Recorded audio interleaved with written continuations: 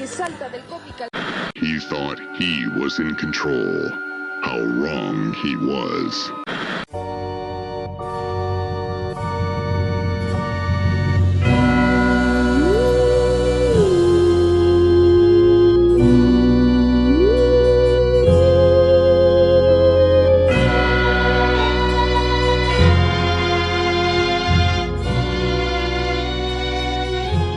What's up? It's Shane with Dynamis Media, and I'm joined here with Stefan. That's me.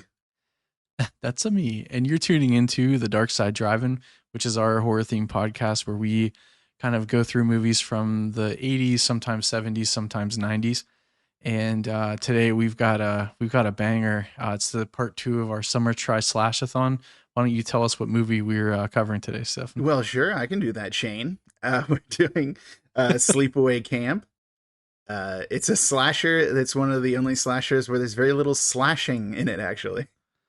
Once, I think, right? No, well, technically twice, right? Yeah, I would say there's 2 slashings, but 13 murders. Well, technically at one time was 4 slashings.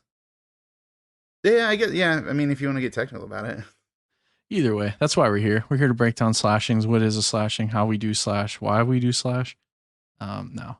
So I think. Wait, this isn't the Slash podcast where we talk about Slash from Guns N' Roses. Guns N' Roses. Yeah. What's under his hat? That's what I need to know. You know what I mean? Yeah. Is it hair? Is it Ratatouille? Does he have a Ratatouille playing guitar? Did you ever see that episode of Always Sunny in Philadelphia when they're in the courtroom and the one guy has his hat on and they take off his hat and there's a bird under it? That's fucking amazing. Yeah, I think it was Guillermo del Toro plays the guy and then he has the bird under his hat. All right. Oh, man. Probably got to cut out this entire discussion. No, never. I will never cut out Guillermo del Toro. Ever. What a weird human being. We don't deserve him. No, not at all. So, but hey, I'm pretty excited about this one. I think this is the first time that you and I are differing in opinions of the movie. Maybe not as much as you think, but I have some opinions of the movie and it changed throughout the movie. But I actually really did enjoy this. So I'm excited for us to kind of get into it. I wouldn't downplay it. Like, I'm hot on it. You're cold on it. I'm Scorpion. You're Sub-Zero. I'm Cinder. Yeah. You're Glacius. You know, I'm Diablo and you're Blizzard, which doesn't make sense because Blizzard's opposite is Chaos in Primal Rage and Diablo's opposite is Sauron. Remember Primal Rage? Do I remember Primal Rage? Yes, of course I remember Primal Rage. Talk about shit that I haven't thought about in 20 years. Oh, yeah. I think about it a lot. I think it's overdue. That's a lie. We bought it. Yeah, we did. We bought it for the Sega Genesis and we played it. It plays like shit. Wow. Remember? It was terrible. Yeah, but that's we don't have the 6-button controller. You're playing a giant monster. That's hard to play them. They're clunky. Yeah, that's true. It's true to life. Yeah. That's how life is. Man, when we got Killer Instinct, that took up, probably a month of our life. Yeah, I did say Cinder and Glacius. Maybe you weren't paying attention. Yeah, I did, but I'm saying like that's what you brought it up. That's why. Yeah, I do. Actually, I was just recently playing the remake of Killer Instinct and remembered that I'm bad at it.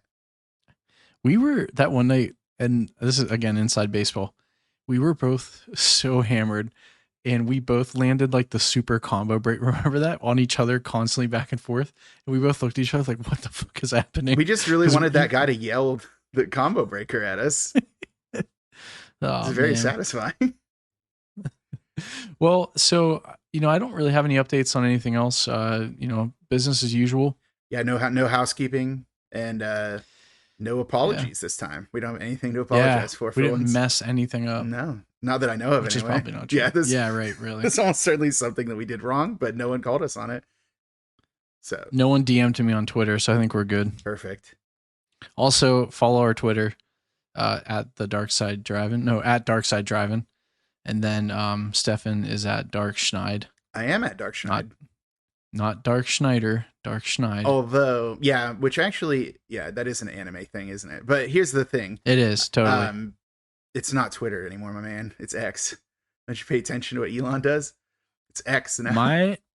My phone has a picture of a little bird on it. And it says Twitter under it. So until that changes to an X, I refuse to acknowledge anything that man does. That's why I said it. I just looked at my phone and it was changed. So I have to say X now. My phone literally, it says Twitter. I'm looking at it right now with the bird and everything. I'm looking at mine. It's an X, dude. I wish I had the bird. I miss it. You know, I wonder if like Jack Dorsey just sits in a dark room, like with his hands like you know that meme where it's like the guy with his hands in front of his face, like contemplating. Like, I wonder if he ever just like watches like Twitter, like or X, I guess, the feed. Is like, what have I done? But then he probably goes and swims in his like fucking Richie Rich Moneybank's Scrooge McDuck room. Yeah, I was gonna say he takes his damn billionaire ass yacht and just floats somewhere in an island with no extradition and like hunts people for sport or something. Like, there's no way in hell that he cares what Elon's doing now. Well, he made a new one, and I actually applied to get into it, and I think I got denied because we're not important. So either way. All right, cool. So now that we're done with that, let's move on to the actual podcast. Although we kind of have to, like, for Sleepaway Camp, we kind of have to do a similar thing that we did for the Prowler, which is, this is very much a whodunit, like mystery style version of this, and you don't know who the killer is, and once you find out, I don't think you really find out until the very end of the movie who the actual killer is, and there are hints. It's not as tightly plotted as the Prowler, which is like the gold standard in this sort of thing, but there are hints throughout and red herrings throughout, and a lot more active suspicion because the killings are known to the other characters, as opposed to the Prowler, where it's like, what, they're 4 bodies deep before they even realize that there's a murder afoot. So that's what we want to say is, like, I think we pretty much have to at least spoil who the killer is. We totally do. Yeah. And early. We don't have to spoil why, but we do have to spoil who it is. Yeah. Now, so I would say, listeners, if you don't want to know, or if you don't know and you want to know, turn this off, smash that pause button, go to Tubi, go to Sleepaway Camp, press play on your, smash that like button. Press play on your remote control. Like, subscribe. If you have, or an enter button on your remote control, go to the triangle icon. It's like a sideways triangle. Click on that. That means play, and then play the movie.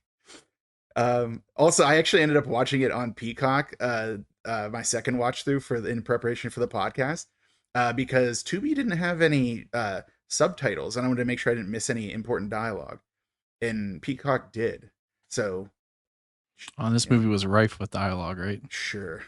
I mean, there's a lot of talking. I don't know. There actually is. And some of it's actually, you know what? I'm sorry I made fun of you, because sometimes some of the campers and the counselors in the background are talking about something and they're trying to show the perspective of the kids. So my bad. You're right. Yeah, it's about time that I've finally been vindicated for my opinions. But here's the thing.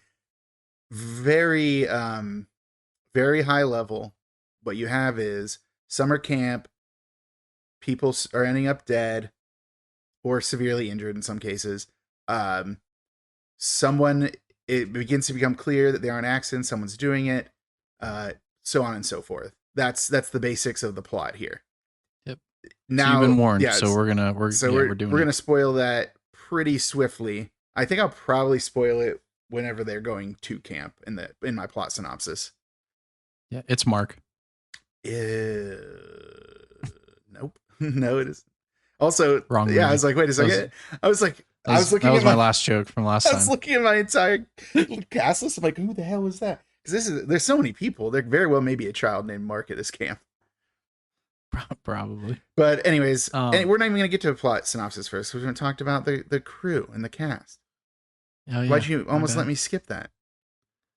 I wanted you to do a cool apology next week. So yeah, I can't be doing that. Anywho's, the director of this and the writer, a double threat, Robert Hiltzik. He is the director of Sleepaway Camp and Return to Sleepaway Camp, which is the 2008 version. Technically the 4th in the series at that point. And it has most of the surviving cast members return to it. So pretty important. His writing credits are Sleepaway Camp. They give him credit on Sleepaway Camp 2, Unhappy Campers, Sleepaway Camp 3, Teenage Wasteland, and Sleepaway Camp 4, The Survivor. but it's always like original idea, characters, all of that, and at least the 2 and 3 uncredited. And you might ask yourself, wait a second, I thought you said Return to Sleepaway Camp was the 4th one. Why is there a Sleepaway Camp for The Survivor? I don't know. There doesn't seem to be a good answer for why that one is labeled 4, even though there is a 4th movie and it is a different movie. I mean, does anyone know? No. I actually couldn't find a lot out about that. Sleepaway Camp 4? Yeah. The Survivor? Is it on Tubi?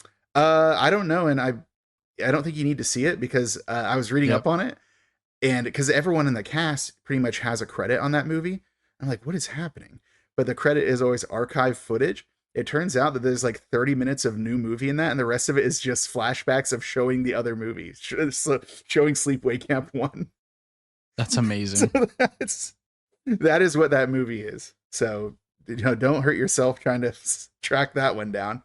I am interested actually in seeing Return to Sleepaway Camp, since so many of the cast return, including Felissa Rose, like who I'm going to talk about, Angela, are like main protagonist of sorts, I guess.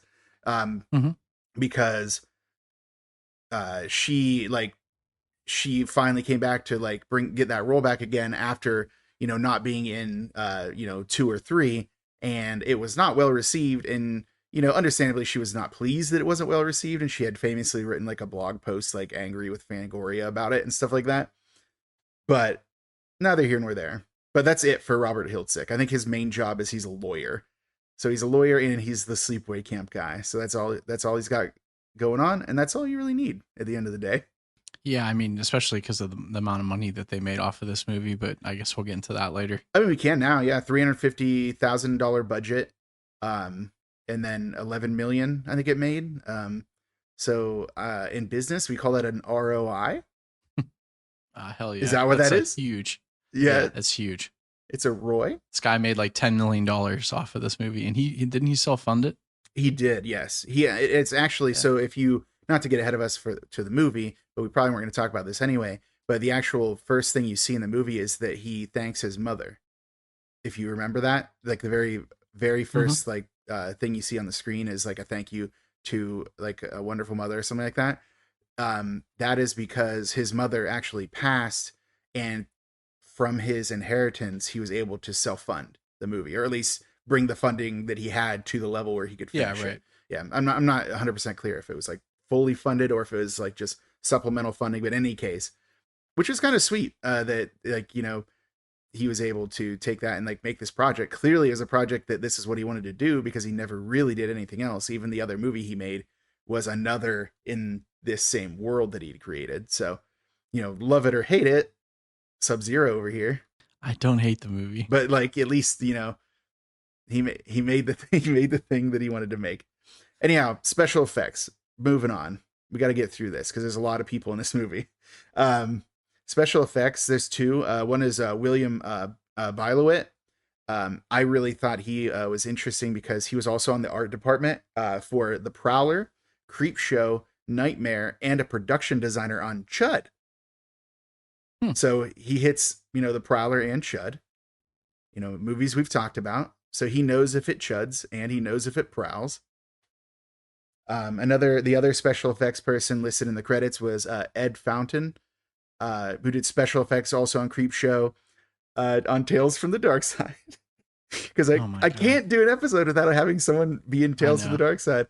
And then also The Dark Half. Like there's an adaptation of that Stephen King book, The Dark Half, which I've heard is good. I've never seen it. But then he also did art department work on Night Riders, Creepshow, Chud, Creepshow 2, and then Puppy Bowl 10. Nice. The best Puppy Bowl. I mean, it was a decade anniversary. But I just thought it was cool to see him like working with Romero projects, which I think The Dark Half is also a Romero project, if I'm not mistaken. So probably crossing paths with guys like Tom Savini and everything like that. All right, to the cast. Got to get started with Felissa Rose playing our protagonist of sorts, Angela, age 13 in this movie, which is wild. Yeah. She actually has an interesting career because pretty much from here on, she didn't have a lot of credits until the 2000s.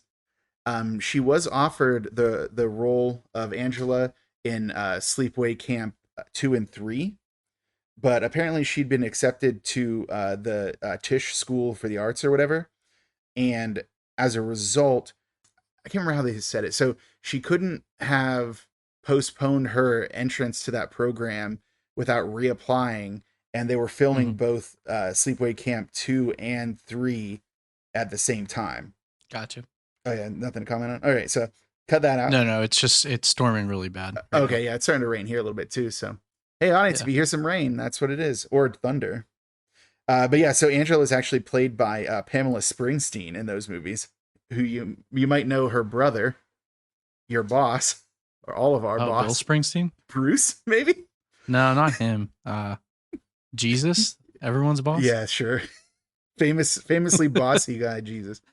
But yeah, but no, so but here's the thing, like Felissa Rose, when she came back to the scene, she basically went for it. She's ever since the 2000s, I think she has over 150 credits to her name, mostly low budget horror. Like she's just down for this screen queen business. Like she's into it.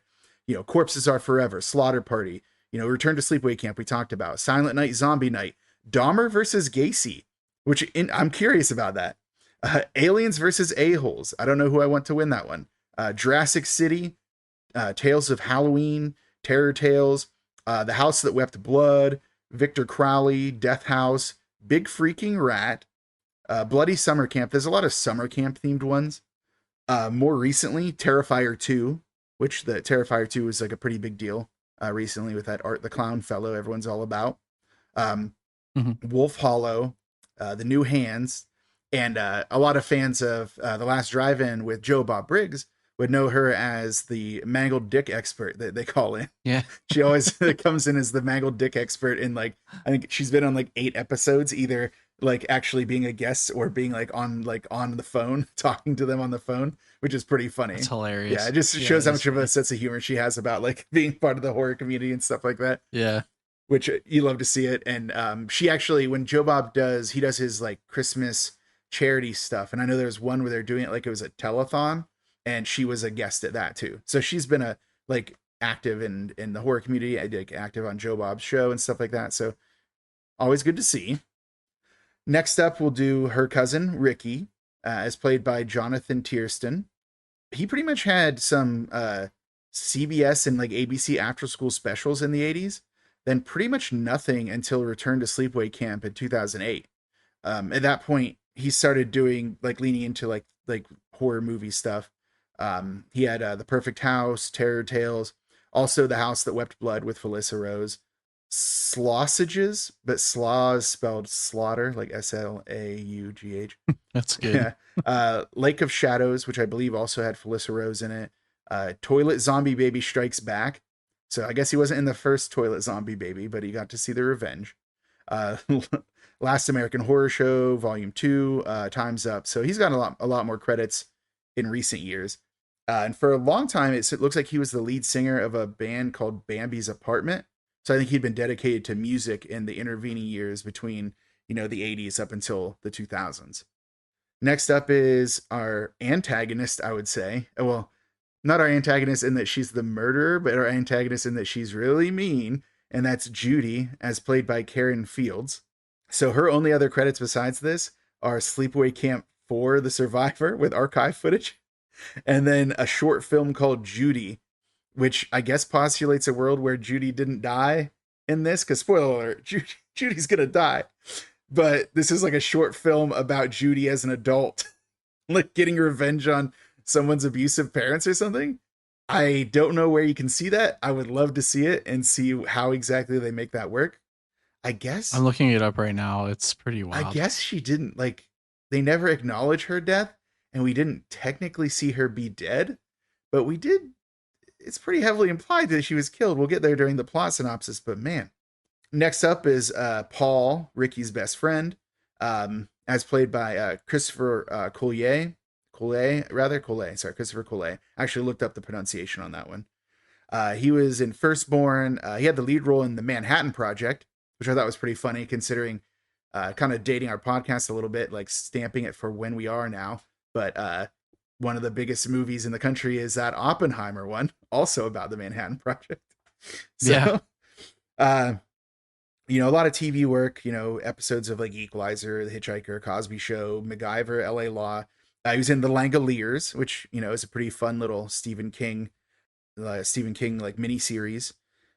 He had a episode stint in the Purge TV series, which is more recent, but the bulk of his career actually comes under another name, which is Andrew Paul, where he did a lot of work for 4Kids Entertainment, like the company that owns a lot of like Pokemon, Yu-Gi-Oh, all that stuff. Yeah. So he's done a lot of like voice work for those, and also like vocal direction and stuff like that. Like, so he's been working basically for them. I had like, there's like a character he plays in a lot of Yu-Gi-Oh stuff named Umbra, which I feel like I've heard of, but I don't know enough to know. So Yu-Gi-Oh fans, let me know who this Umbra is, but it seems like he plays that character a lot. Also some video games, a few One Piece video games. Sonic Unleashed is a recent one. And it said Viva Pinata, and I thought it was Viva Pinata the game, but it turns out there's actually a TV show of that. And it was there is apparently, hey, that's what it was. It was like wow. 24 episodes or something of a TV show where he was in Viva Pinata. So I love the Langoliers. That's one of my favorite, next to it. It's one of my favorite Stephen King like adaptations. I do love that scene with the dude. He thinks he's at the boardroom on the tarmac, like with his boss like yelling at him or whatever. That's a pretty fun scene. Yeah, that's an overall pretty fun story too. Yeah, it's cool. I would like to see them redo that in like a bigger budget, kind of like how they did it with like the It Part 1 and It Part 2, like do a Langoliers, like a big budget version of it. Like I would pay to see that. Yeah, it'd be awesome. But yeah, no, there's Christopher Coulet, like big career, a lot of vocal work. Probably heard his voice a lot on Pokemon, honestly, because it looks like he's been in like hundreds of episodes throughout the series. So next up is going to be Mel, our lovable old camp owner. Mike Kellen is the actor who plays Mel. It's kind of a little bit of tragedy on this one because he actually passed away before the movie was released, but after filming was completed, because it turned out that he had lung cancer the entire time, didn't want to tell anyone, so they didn't even know, and he unfortunately passed. Oh, it's terrible. Yeah. He had a really long career, all the way back to like At the War with the Army, episodes of the Alfred Hitchcock Hour, Twilight Zone, a bunch of like the standard shows of those days, Rawhide, Lost in Space, Gunsmoke. Pretty cool one on his resume is actually God Told Me To, which you might not remember. I mentioned it during our first episode, but that's a Larry Cohen film. So, directed The Stuff, also directed God Told Me To. Midnight Express, Galactica 1980. I have in my notes The Jazz Singer, but not that one. Not the Al Jolson one, this first talkie, but like a different one. Like it's more of a show about, I believe it's about a Jewish boy who wants to become like active in the jazz community and stuff like that. Just Before Dawn, Terror at Alcatraz. And his last credit before Sleepaway Camp was The Tragedy of King Lear, where he played King Lear. And then he went and elevated himself to be in Sleepaway Camp from Shakespeare to Sleepaway Camp. So obviously a glow up. But then his actual last credit on IMDb is Sleepaway Camp 4: The Survivor, because of the archival footage. And I just put in my notes, boo. Like, so disrespectful. Like, he never agreed to that. That was like decades after his death. But, you gotta make that stock footage movie. Next up is probably, I would say, our secondary antagonist, Meg, as played by Catherine Kamhe. Didn't look up pronunciation on that one. She was in Silent Madness, a bunch of one episode stints of like tons of like well-known shows. NYPD Blue, Dragnet, Without a Trace, Ghost Whisperer, Bones, which I think was actually 2 episodes. Castle, I think Get Shorty. Isn't there a Get Shorty show that was like in 2017, like for a couple years with like Chris O'Dowd in it? I think so. Yeah, she was in that Get Shorty. And then a couple movies here and there, like The Occupants, Girl Followed. So she's been pretty active, but like primarily TV work. But I wanted to make sure I brought up, because in the movie, as we'll find out, Angela does not get on with Meg or Judy, but the actresses, Felissa Rose, Karen Fields, and Catherine Kamhe, they all actually got along well. So it's kind of funny that in the movie they're like basically the two of them are ganging up on Angela, but in real life, not so much. Isn't that weird? They're acting. Anyways, next person is Ronnie, my favorite character in the movie. You may know him as the buff, I guess, head camp counselor guy. Yeah. As played by Paul D'Angelo. He was in a comedy called Waitress. Well, I guess it's called Waitress because it's got an exclamation point on it. He was also in Silent Madness, The Real Thing, Return to Sleepaway Camp, Destination Fame. You know, not a huge resume for him, but some items. And then a couple of real fast ones. Mike, who's like the ringleader of the alternate group that kind of is opposed to Ricky's group, and weirdly enough, doesn't die, which I was surprised that Mike didn't die. But played by Thomas E. Vandell. Acting, he had uncredited appearances in The Muppets Take Manhattan and Heaven Help Us, was in Under the Bed, but he had a lot more producing work, or at least more notable producing work. He produced Return to Sleepaway Camp, Destination Fame, which was one of the ones I listed for Paul D'Angelo, Ronnie, but also We Summon the Darkness, which is a recent and kind of underrated, in my opinion, horror movie, if you've seen We Summon the Darkness. So there's that one. Next up is Billy. It's played by Loris Deeren. He has some pretty early work, Housing Project USA, We're Fighting Back, some episodes of Fame. It looks like a big one in his career was the Starseed incident, which he acted in, but he also did costuming work for.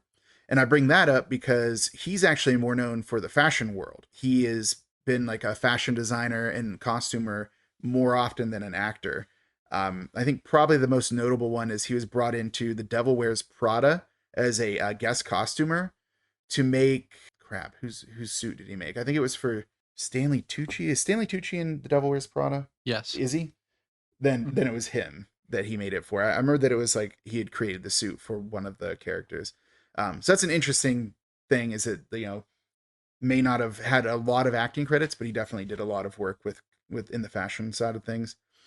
Kenny, one of our victims in the movie, is played by John E. Dunn. All he had other than this was 7 episodes of All My Children. Mozart, is played by Willie Cuskin. I only bring him up. He has no other credits, but I just wanted to make sure I said his name, because apparently that kid was actually being picked on by all the other kids during the filming.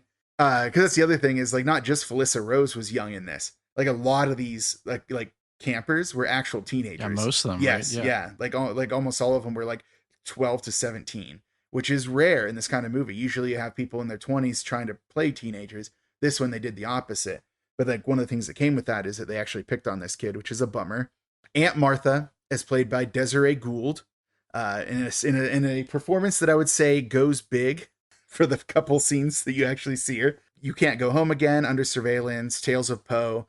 She basically had a huge gap after Sleepaway Camp, where she was just doing like regular work. I think she was a real estate agent or something like that.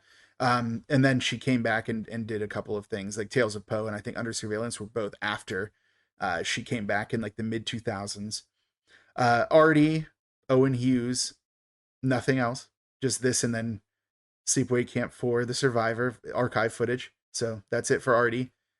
Oh, the reason I think I brought that up was because that kid who played Mozart, like, it's not just enough to bully him when he was a kid, but he's not listed in the credits for Sleepaway Camp 4, meaning even if he is in any of that archival footage, they didn't credit him. And I was like, man, even all these years later, you just have to come back at this kid. Ben, the kitchen employee, is played by Robert Earl Jones. Like, you know why I bring him up? Okay, I bring him up. No, why? Oh my God. I bring him up because he is the father of Darth Vader, James Earl Jones. Well, one of the Darth Vader version. I guess, like, not David Prowse and not Hayden Christensen, but the Darth Vader's voice. And also other things. James Earl Jones has had plenty of work, but I thought that was really funny because I saw Robert Earl Jones and I heard his voice and I'm like, there's no way. There's no way. But yes, so 100%. Tons of credits in his past. Big ones include like The Sting, Trading Places, Maniac Cop 2. And a fun fact about him is, like, in 1937, he was actually a sparring partner for Joe Louis. Oh, yeah, so he's got to be pretty serious. Yeah, holy shit. Yeah, and I think the only other one I had to bring up was Frank the Cop, as played by Ellen Breton or Ellen Breton. The only reason I bring that up is because he's credited as Frank the Cop. I don't think they ever say his name. You just see a cop who shows up at the camp during every murder. So it's pretty funny. And that's it. Is there anyone else in the cast you want to talk about? Because I know there were like a lot of bit players that I kind of breezed through. I didn't cover everybody. It's kind of hard to because there's so many counselors, so many campers, so many random people. I didn't talk about Susie, one of the other counselors. I didn't talk about Gino, the counselor who's like running Ricky's place, But no, I think it's good. I mean that pretty much, because like there's a lot of people that kind of pop in and out. A couple counselors, but they don't really like. I think they're there to offer like, hey, these kids have adult supervision at some sections. You know what I mean? Yeah, except to some extent. Except that in many ways the counselors are as bad. I'll get into it during the plot synopsis, but there's times where I'm like, is this guy just like a very old camper? It's like, no, he's a counselor. he's just allowing this abuse to continue. But anyways, there you go. That's the cast and crew for this thing. Well, at least cast and crew that I brought up. There are others. There's so many people in this. Even like a bunch of like at one point there's just tons of kids running off of the buses and stuff like that, and it's just like family members of the cast and crew, just like bringing all of their family there to just be extras in that scene and stuff. So no time to go through everyone, but I think that's a pretty good cross section. Yeah, for sure. A few days later. All right. Really fast. Thing really so really slow. Yeah, or I'm going to take my time with it. There was a bit of a storm when we were last recording, so this is actually us picking up a couple days later. So I just wanted to make sure I said that in case anything about our energy was different, or if I repeat things that I might have already said. Just want to make sure that the audience knows. Sometimes when a storm happens, Shane's dog gets upset and he has to take care of her. It's not sometimes. It's like every time. 70% of the time, or no, 60% of the time, it works every time. Pretty much, yeah. We have to give her medicine. It's weird. So cool, yeah. The medicine should just be, I don't know, like alcohol, and put the dog to sleep with the alcohol. Oh Jesus. I'm just kidding. Don't give animals alcohol. Yeah, no, well, I mean, for sure. I don't think it would kill them, but I don't think you should do it. I think eventually. Well, I think if you give anything enough alcohol, eventually it'll kill it. Yeah, right. That's the beauty of it. It kills us all in time. Yeah. But anyways, I think that we were about to do the I might have already done it, but I'm going to do it again and do the transition to the plot description. So plot description what is it? What's the word again? Plot? Eat shit and live, Bill.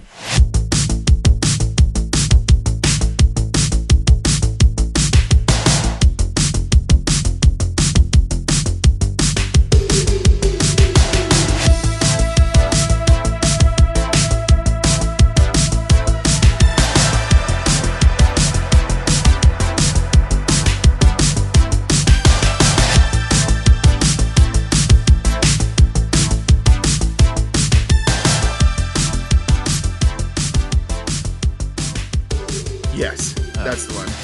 So we're going to talk. Okay. Let me get my energy back. And smash cut to a sweeping vista of a summer camp in autumn for the opening credits.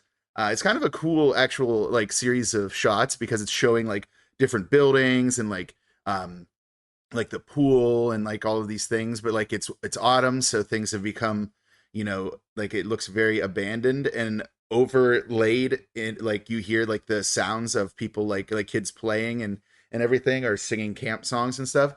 So I thought that was a pretty effective opening. All of these shots of the summer camp eventually going to a sign for the Camp Arawak, but it is now for sale.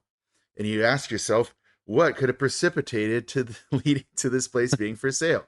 Well, let me tell you, it's this movie. That's why.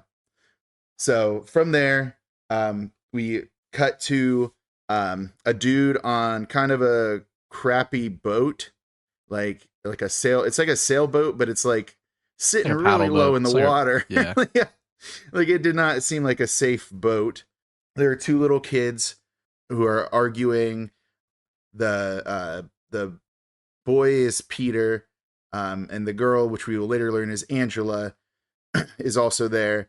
And the boat is like, not able to sustain them. It seems like it's like sitting really low. Like obviously there's a chance it's going to capsize. Spoiler alert, it will. Then we cut to in the background of the. Well, they rocked it over like on purpose. They do, yeah. Later on, yeah. So we see another boat, a motorboat that's driving. And the significance of this is Peter is telling his dad he wants to be able to water ski. Obviously, he can't do that on this like little rickety sailboat. They need a motorboat. So that's kind of why we cut to this other one. Each of these people say their names, which is nice. So we know their names, even though they aren't going to matter or exist in the plot afterwards. Craig's the dude driving the boat. Marianne is in the boat with him. And then there's a girl named Dolores who's on the water skis in the water. Marianne wants to drive. Craig does not want to let her because he's worried about being fired from the camp. So apparently, he's a camp employee. This is like a camp activity. Everything seems to come back to this camp. Just remember that. So yeah, the kids, like what you said, the kids come to the side of the boat with their dad. They tip it. As a lark. They're having fun. They're all laughing about it. Then back to the motorboat. Craig does let Marianne take the wheel of the boat. So this isn't going to go well. He was right to be concerned. Back to the folks in the water. There's a man on the shore calling to the dad. The dad's name is John, we find out. He's just letting him know that it's, time for a doctor's appointment or something like that. And this is the first hint that we get that the doctor, the aunt is the doctor, because they're asking about whether or not they're going to be able to see Ricky, who was later revealed to be their cousin. Mm-hmm. But he's with his father at this time, which becomes important later due to the twist of the movie. Which, man, it's going to be hard to like talk about the hints without revealing the twist. Yeah, I think we agreed last time that we're going to be dipping into some heavy spoilers. I think like I don't know. I'm gonna have to reveal it at one point because there's some things about how Angela behaves that I think are hints towards that. So once we get there, I'll reveal the twist. So stay tuned for the twist, which I will reveal before the actual twist. And another thing too, like I couldn't tell if this was the ultimate red herring or if it was just so bad. Like, you know what I mean? Like the whole time I'm like, is this really what this is? But I'm like, but there's no way this is, you know what I mean? Like it was kind of weird. So I couldn't tell if that was like a good thing or a bad thing, but we can get into that later. I just thought I would get that out of my brain right now. Yeah, that didn't tell me much of anything, but cool thought, man. All right, well. Jesus. What do you mean? I don't understand. Like I the whole time during the movie, they have these like little hints of who, like what's going on. Oh yeah. So you're like, is she just like weird, or is this like a yeah? Correct. So I'm like, okay, did they just do a really bad job at writing this, or did they do an immaculate job at writing this? So that's what I'm saying. Like we'll get into it later. Oh yeah. Well, because like here's the thing. Like spoiler alert, these people are about to die, other than one of the kids. Yeah. So that kid being the Angela later in the movie. Mm-hmm. And they send her to the same summer camp where her family died. Yeah, like, and they think this is cool. So it's like I can't tell if she's weird, if she's just traumatized. Why would you send her here? But that's kind of like getting ahead of ourselves. But yeah. Anyways, Marianne, now at the helm of this motorboat, is turned around yelling to Dolores rather than paying attention to where she's going. Dolores is like waving and trying to like warn her that she's about to like run into the capsized boat and then like the man and his kids. So Craig finally, like they finally turn around and see Marianne is trying to turn the wheel. Craig tries to jump in to help Marianne turn the wheel for some reason, and accidentally hits the accelerator. Classic boat situation. Of course, the boat then plows like the motorboat like flies into the capsized boat and runs over two of the people. We'll find out one the dad and one of the kids, right? Mm-hmm. And you know that two of them are dead and not three of them. Number one, because you see one of the kids floating and seemingly unharmed. You see a shredded life jacket, like bloody life jacket, float to the top. One of the two kids were wearing life jackets, so one of them has been shredded by the boat. And then you see the dad John's corpse floating. So there you go. Two people definitely dead. Also, thank you to Dolores for screaming. You killed them both over and over again, so we know two people died and not three. It's like mortifying. I was like, holy shit, I had to turn my TV down. Dude, yeah, she screamed so much. Like that was the only scene that girl was in, and she like made sure that you knew. Well, it was just crazy. The young, like one of the youngest like people there had the most sense. Like, please God, someone at least try to help them. I know. She was like, someone help them. It's like, yeah, you could too, Dolores. Around. Like, everyone else is looking like the guy on the, we later learned the guy who was talking to John from the shore, who's telling about about the birthday party, about the doctor's appointment. Man, my brain is fried. Why would I think a birthday party and a doctor's appointment are the same thing? Anyways, I mean, I think we should hold on. We should unpack this. Let's if you want to talk about something. I don't know, man. My energy's off. That's why I wanted to warn everyone that we like took a couple days to like finish this, because I don't know what's happening to me right now. Anyways, the guy on the shore is John's boyfriend. Like they were in a relationship together. So that's going to be important later for very much awful reasons, like very like 80s sensibilities, like gay panic reasons. But that's going to be important later. But he's like, not helping much. Interestingly enough, it seems like the unharmed child is a boy, but we later learned that the survivor was Angela. Like, that can't be. That must have just been an editing mistake, right? Anyways, smash cut 8 years later. Eventually I'm going to look up what a smash cut even is, because I don't even know if that's what that is. But anyways, I think we should just keep it going. You know what I mean? It's like at this point, we've taken it so far, we just can't let it down now by actually figuring out what it means. No, yeah, it's more important to say something confidently than to know if it's true or not. That's the American way. So anyways, there's a lady who is the most over the top actor of all time. Oh my God. Yeah, that's as we learn is Aunt Martha. But man, she just like, the way she talks is so funny to me. Like, I get that they're trying to say that she's kind of like scatterbrained and kind of like, yeah, well, totally. Yeah, completely. She's calling out for Richard and Angela, talking to herself a whole lot. She says like, I packed the whole bag. I'm almost sure of it. Like, it's like every time she says something, then she says an aside to herself, like to comment on the thing that she said. So like that was a huge thing in like what, the 50s and 60s, when they made, actually probably the 30s and 40s and 50s, where they made movies where they would have like characters like that, or people that would talk. I wonder if like her direction was, okay, we need this to be more Wizard of Oz. Like, and I don't know why I felt that way, but like kind of how Dorothy has those moments, right? Yeah. Like she's like self-narrating, like we can't see what's happening. It's a very 50s style of like, behavior and stuff like that. Something that when you watch those old movies, it's like the artifice level is so high. It's like, I don't believe this at all. There's no person who would ever think or act like that. But you accept it because there's something dreamlike about older movies. It's almost like it existed in another world. But now you're trying to take someone like that, especially considering one of the things that I actually like is how the kids talk to each other in this. It seems like both insufferable, but also like natural, which is exactly how teenagers are. So like to see this, the mom here, who seems like no human being on earth would ever be like this, or I guess the aunt. If we're talking from the point of view of Angela, it's the aunt, but to Ricky, the mom. So get that out of the way real fast. But yeah, so like the fact that she seems like from a totally other world would kind of maybe explain, what we later learn is maybe why Angela is so weird. Or maybe almost certainly why Angela is so weird. And maybe why Ricky is so protective of her. Yeah. Yeah. Like, then what? She's like, come children, let's be on our way. But then she looks at her hand and sees she has a string tied around her finger. It's like, I simply had to remember something, but what was it? And she seems like more obsessed with like the string around her finger than remembering what it was. When what it was very important. She had to bring their physical forms that she had filled out. Which super, super cool moment. Like that you learn later of why that was so important. Yeah, why it was important that she did their physicals. But yeah, so like telling them like, and make sure you don't tell anyone how you got these. I'm like, well, you're a doctor, right? You should be able to do a physical form. Like, why are you being weird about it? It's gonna matter. Yeah. Should we just say it now? Like, why? Well, hold on. So like the other thing too, I don't know. I kind of like this like air mystery, right? Obviously, if someone has watched the movie, they know what we're talking about. But I mean, I hope they know. But it'd be kind of hard to miss. Yeah.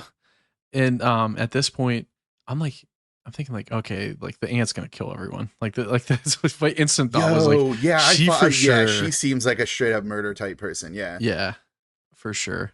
But instead, what she actually is like way more insidious than that. Yeah, which is even worse. It's like Mummy Dearest kind of shit. So yeah, it's pretty fucked up. But in any case, yeah, going on. So the aunt gives them their stuff. They're going to the camp. So like then this is the scene that I think I mentioned earlier is like where like the buses are showing up and dropping off kids of like all ages who are just sprinting down the hill towards the camp. Breakneck pace. Dude, yeah, like there's no way that some kid didn't fall and just start like an entire like avalanche of like children flying down the hill. So like it was like, man, someone just walk. Like this is dangerous. Which is kind of funny because you get like at the time I was like a counselor and an older man, but the counselor we later learn is Ronnie, who again is my favorite character in this. And then you have Mel is like the other guy, and Mel is like way more concerned about like liability. Is like I think instantly he's talking about like making sure no one gets hurt because you know all the money he has. And meanwhile Ronnie's just like, stop running. What's wrong with you kids? You're idiots. Like you know. So that's why I'm like, Ronnie is basically the actual person in charge here. Mel is as the owner. It seems like he's like the new owner of the camp is the vibe you get from him throughout it. Yeah. And he's like more concerned about business than, you know, Ronnie, who actually wants people to, you know, have a fun and safe time at camp. It turns out that's not going to work for him. Yeah. But what I thought was cool was like, cause a lot of these, like, I mean, it was prevalent in this movie, but a lot of camp movies have like really like bad camp counselors, which like I think this movie did a really good job at like, hey, they're just kind of older kids, you know what I mean, or like young adults. Yeah. So they weren't like bad counselors, but you know, because I feel like a lot of times like they try to blame like the counselors are just like reckless abandon, like not even paying attention to the kids and stuff, which isn't true. I think there's a lot more. Yes, I think there's a lot more realism to how like counselors were portrayed in this, at least from my camp experience. And then that's why I actually really liked Ronnie, because it seems like in a lot of these camp movies, the counselors tend to be just inept too, like even the ones who are in charge. But Ronnie is very competent. Like the idea that he can't seem to like get this murder shit situated that's going to come up, you don't ever get the feeling that he's to blame for it. It's like he's usually trying to figure it out, but he's kind of being hamstrung by like circumstances. But like he like seems to care about the kids. He wants to make sure people are safe. Like he knows that his counselors are going to act out and he's trying to rein them in, but it's hard because like you said, they're basically just older teenagers. Like it's a very, like I said, it's a very interesting character. Like I really like the character of Ronnie. So that's why I kind of want to see the newer one, like Return to Sleepaway Camp, where he reprises his role. Like I'd like to see how like he as a performer has changed over the years. Yeah. But this is where we get our first hint that some gross stuff's happening. So we see the cooks. One of them with lines here is Ben, played by, you know, James Earl Jones' dad, which was cool, Robert Earl Jones. And then there's another one, Artie, who is an absolute pervert. He says some pretty perverted things about kids, which would get you instantly put onto a watch list. Yeah. And that's the only, because I'm like, Ben is just kind of laughing it off, like, oh, Artie, like, I almost think you mean what you're saying. It's like, he's saying some very sexual stuff about kids, dude. It's not cool. Like, you should be reporting him. Like, it was creepy. Yeah, I was like, man, Ben, I love you, man, but you're not doing your duty here by like not reporting the Artie here for it. But like, anyways, at this point we get another character who's introduced. So Ricky is kind of glued to Angela's side. You get the feeling that Ricky's like really looking out for Angela, which I kind of got the vibe, and you tell me if I'm wrong or right. I don't know if it's ever explicitly stated, but it's clear that Ricky has been coming to this camp for a while. I get the feeling this is Angela's first time coming to the camp. Yeah, which I didn't really get. Like, I didn't really understand that, because they're the same age, right? Or is he maybe he's a little older, and they don't really explain that. Older, yeah. So maybe that's what it was. This was her first year that she could go, maybe. I don't know if it's that she could go, or if it was like, because we also get the feeling that she's very sheltered. So number one, she had a traumatic event that happened to her as a child. That would lead to someone being withdrawn anyway. But the way that knowing the secret about Angela and knowing how protective the aunt is, I get the feeling that she isn't allowed to go out to do much of anything. Right. So I don't think she has a lot of like social outlets. and I think that kind of plays into why Ricky is like always on her side and always trying to help her out, which is why probably another character that I really like is Ricky, even though he's very annoying, but he's also like very loyal to like helping out his cousin.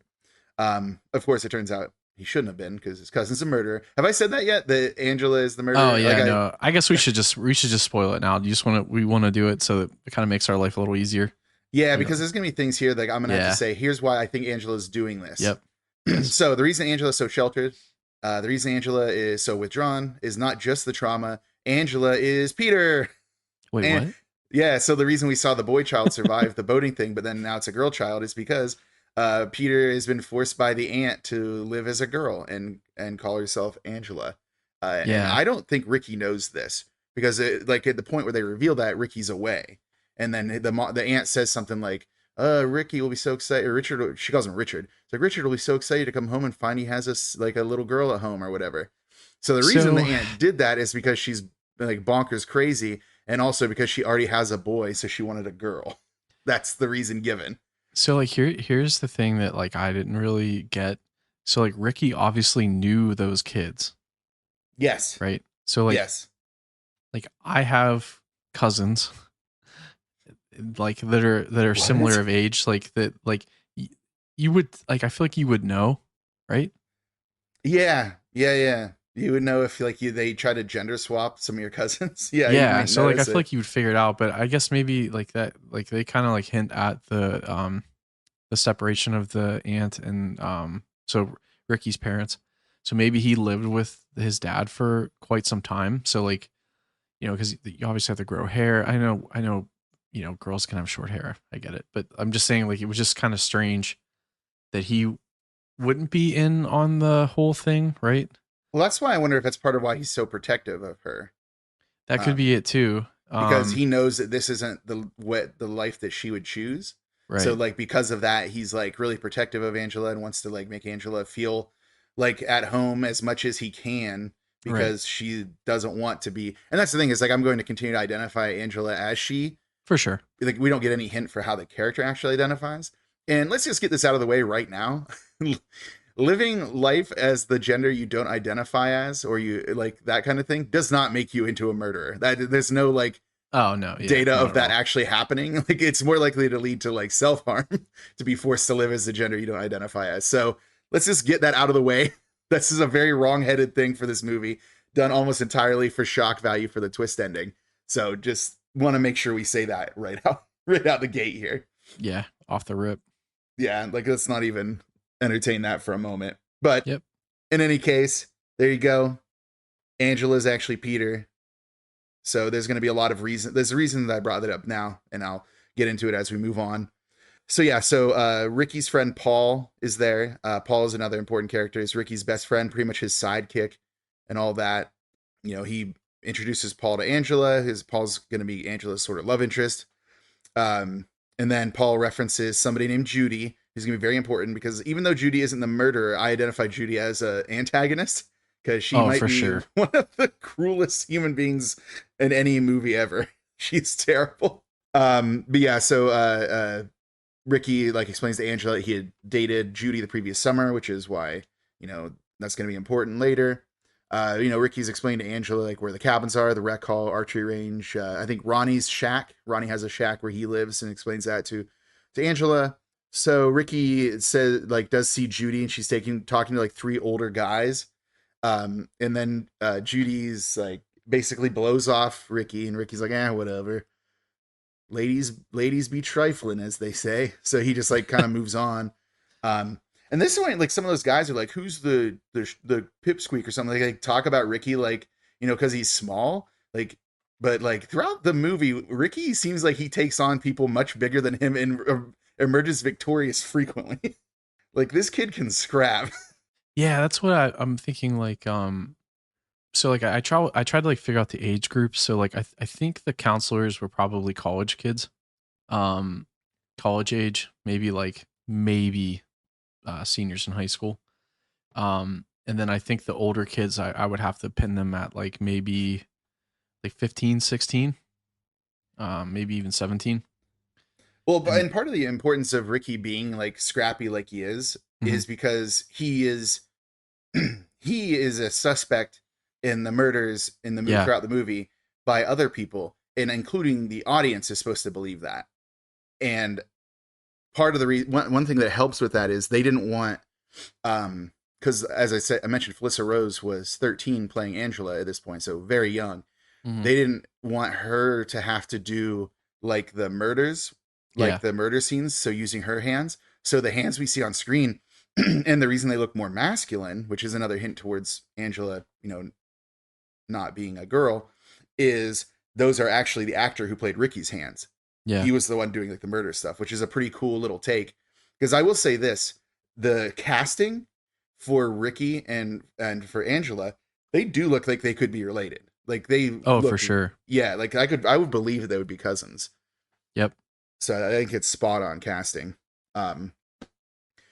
But anyways, I put in my notes is like, Judy seems like she's going to be insufferable, and she like has like a really weird, like haughty, like strut that when she walks. I was like, and then she's like really mean to Ricky, like saying something about like how girls mature faster than boys, which is why she talks to older boys, and says she doesn't have time for his nonsense, even though she has a ton of nonsense throughout this movie. So problematic. But in the cabin, Angela is dropped off at her cabin by Ricky, so she goes in. There's a counselor named Meg who introduces herself, and she's like also seems like she's going to be mean, which is why she's like the secondary antagonist, I would say, to Judy, because she seems like she's like Judy's assistant, even though she's a counselor, which is kind of funny. And then she introduces another counselor named Susie, who she calls the complaint department, which she means to be like, if you have a problem, go to her because I don't want to deal with it. And you get that feeling throughout the movie because Susie is more responsible and kind. Like there's a reason why Susie doesn't get murdered, and there's a reason that Meg does. So let's get that out of the way. So like that's another thing too. And I thought I'm like trying to piece like when this all starts, and like we'll get there. But like I don't know if she intended on coming to that camp and killing everyone. Like Angela? No. And we aren't really given a lot of reason for why she did it. Like we're not given a lot of hint on motive. That's something I like kind of struggled with a little bit. I'm like, I wish they would have had some sort of like anything like exposition or something, like, maybe that she held a grudge or something. Because honestly, it seemed like she kind of wanted to be there, right? So, I kind of thought of it almost as like, just from how, like you were saying, like how sheltered, and I would say usually, I would take a stab at, that's a terrible pun. I would take, I would take a guess that maybe son of a bitch. Yeah, that the aunt kind of was not only emotionally abusive, but probably more so, right? So like, I always thought like, was that just how she felt like she had to deal with situations, right? Yeah, well, that's the thing is like, there's two ways you can view this. And one is the more problematic one, which is the gender dysphoria leading someone to being like a murderer. Or there's the more acceptable, like at least more easily palatable version, which is, trauma inflicted from returning to the place where your family was murdered and then having a psychotic break. I would like to hope for that one. Yeah, but also like trauma from having like an abusive parental figure. I mean, you can't ignore that.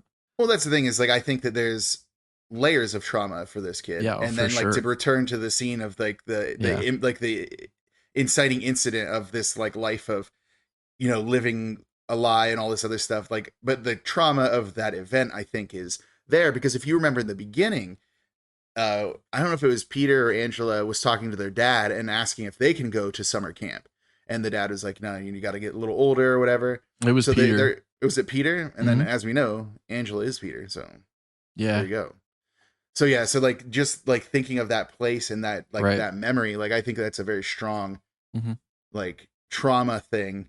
Granted, the murders happen over the course of a long period of time too. So maybe I should just accept that it's just a movie and it's fake. Yeah, I think, like that, obviously at the end of the day, like, and maybe even when they wrote this, because like we have a lot of perspective on this stuff now because, things have progressed, I guess, in society where we're able to talk about these things. Where I think maybe like when this movie was written, that wasn't as widely acknowledged or even I don't know the right way to say this, but like, I think like today we have more information available to have like a actual discussion about this stuff. Whereas back then, like you said, I think it was a shock value. It was just like, it was a crazy plot twist that they tried. It was, yeah. And now, granted, it is an effective twist because I didn't see it coming. But still, I did not see that coming at all. At the same time, it is also kind of wrong-headed in many ways. All right, back to stabbing. We're doing the work here. Yeah. So, anyways, Angela, this is like one of those scenes, like too, like Angela is like on her bed just staring at Judy in a real creepy way. And I'm like, man, if Angela was like 20% less creepy, like maybe she wouldn't get picked on. Like I don't want to victim blame. I understand picking on kids picking on each other happens and it's terrible. But like, man, like Angela's not helping herself out here. Not and this is the point where that like Meg is basically buddy with Judy, is almost second fiddle to her.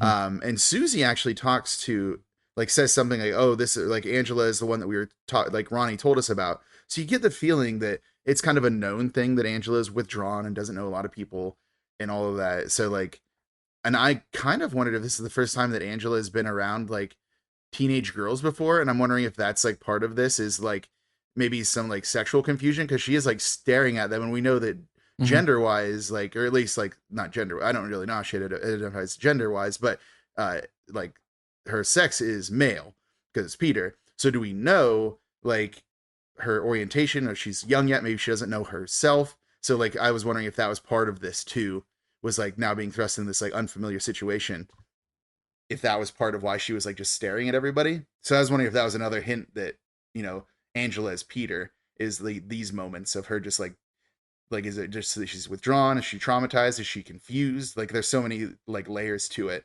and she doesn't give you a lot to work with because she's just staring at them. But Meg seems to have zero sympathy, and it's just like, oh, we have a real winner here. Like she knows that this kid is like presumably traumatized and like withdrawn, but no, she's going to be rude. Cut to an indeterminate number of days later. We're in a mess hall kind of thing, like, and the kids are really loud. There's some kind of chant going on, just like regular kid stuff. Meg goes to fetch Ronnie, who is like at a separate table with Mel.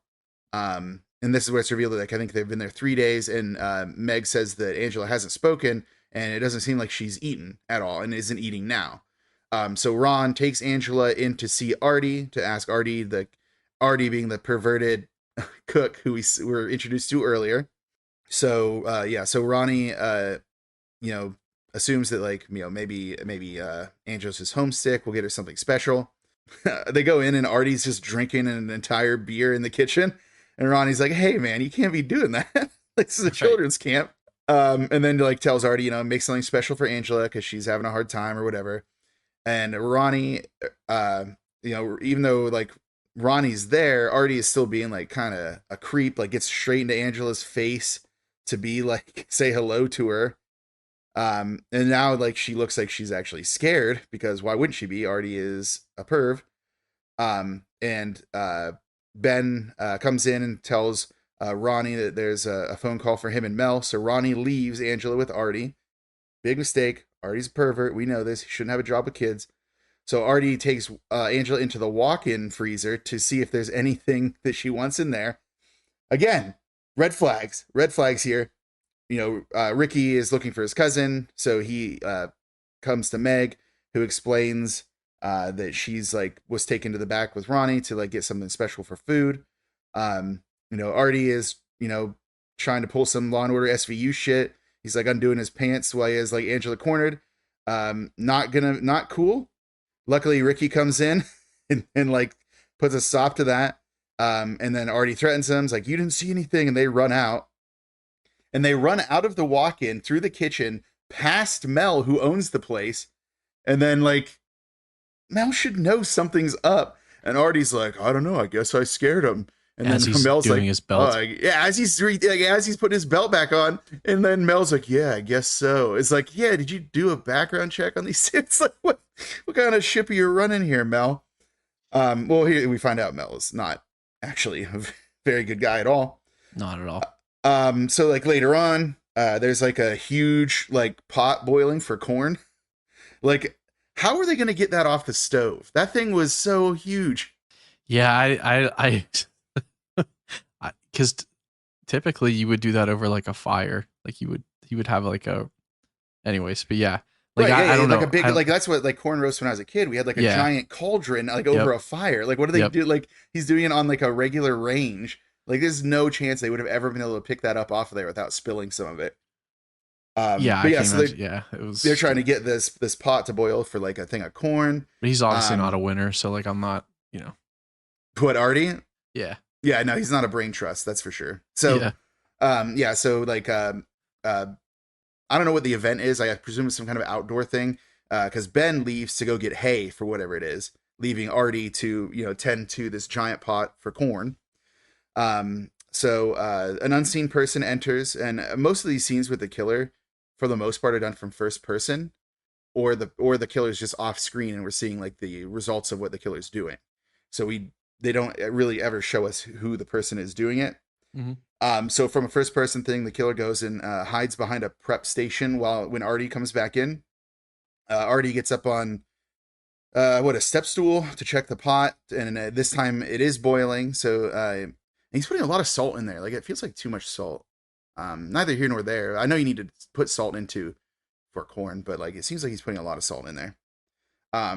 But anyways, the hands that we see, like I said, we see the killer's hands. They push Artie. So he kind of like falls over, but he's like, there's a shelf above the boiling pot that he like catches himself on. And then he's like, asking whoever, like, I don't know if he sees who did it or not. I get the feeling he doesn't see, but he's like asking whoever it is, like, hey, help me out here. Like, what are you up to? Then he's like yelling for Ben because the unseen person's hands are starting to pull like the stool out from under him. Yeah. So basically they pull the stool out. He falls and grabs the pot as he falls and covers himself in boiling water. Pretty gnarly scene of like his hands being burnt up, his face. Like he has like some like pulsing boils and stuff like that. It's like a kind of impressive effect, but he's not dead. He's alive. So it's one of the few slashers, like I said, where people actually survive their encounters. The camp doctor is there, and basically just like the dude's still screaming while he's being wheeled out by paramedics, who I think actually were played by real life paramedics in the local town because they didn't have like actors for the paramedics. So the camp doctor's like, he's probably in agonizing pain, but I don't have the drugs to help him here. So get him out of here. And it's kind of like morbid because they go into like a lot of details. Like, so will he ever be able to see you again? It's like, probably not, but I don't know. It's like, man, I mean, he deserves it because he's a perv, but dang. But anyways, Artie's out. Mel wants to cover up what happened because he doesn't want the word to get out and for like the children to start, getting pulled from camp. So Ronnie advises that hey, the rest of the kitchen staff knows what happened. Like people know what happened here. So Mel basically promotes Ben to the new head chef of the camp and offers him $50 more a week. Yeah. And then to the other ones, like, hey, how about for all you guys, $15 more a week? And then like all the other guys are happy. So it's like, and then Ben says something like funny. He's like, I always thought Artie had a little devil in him anyway. It's like, yeah, dude, he was like saying some like really perverted stuff right next to you and you were laughing about it. And like, he definitely had a devil in him. So like Mel's just like, all right, you guys get your raises. Just don't say anything to the kids. So done. So we go to Ricky's cabin, and there's so many times, like, even though Angela is like the central character here, that we get moments of Ricky doing something, like hang out with his friends and stuff like that. Like he's like the ringleader, and they're playing some game called Mind Over Matter. I don't know what that game is supposed to do. But this one with the whole thing was the kid was blindfolded and sits up, and then he puts his face in another kid's butt. And I guess that's the fun. That's the joke. Like, I don't really like, cool, I guess. Feel kind of bad because it turns out that the kid who was playing that character, Mozart, the nerd kid, was actually being picked on. So that kind of sucks. And this is why I'm like, some of these counselors just like are terrible at their job. So like their counselor Gene comes in, or Gino, he comes in and he's like, so he fell for the old mind over matter trick, huh? It's like, yeah, man, like it was a horrible prank, and you're just like laughing it off. Like, all right.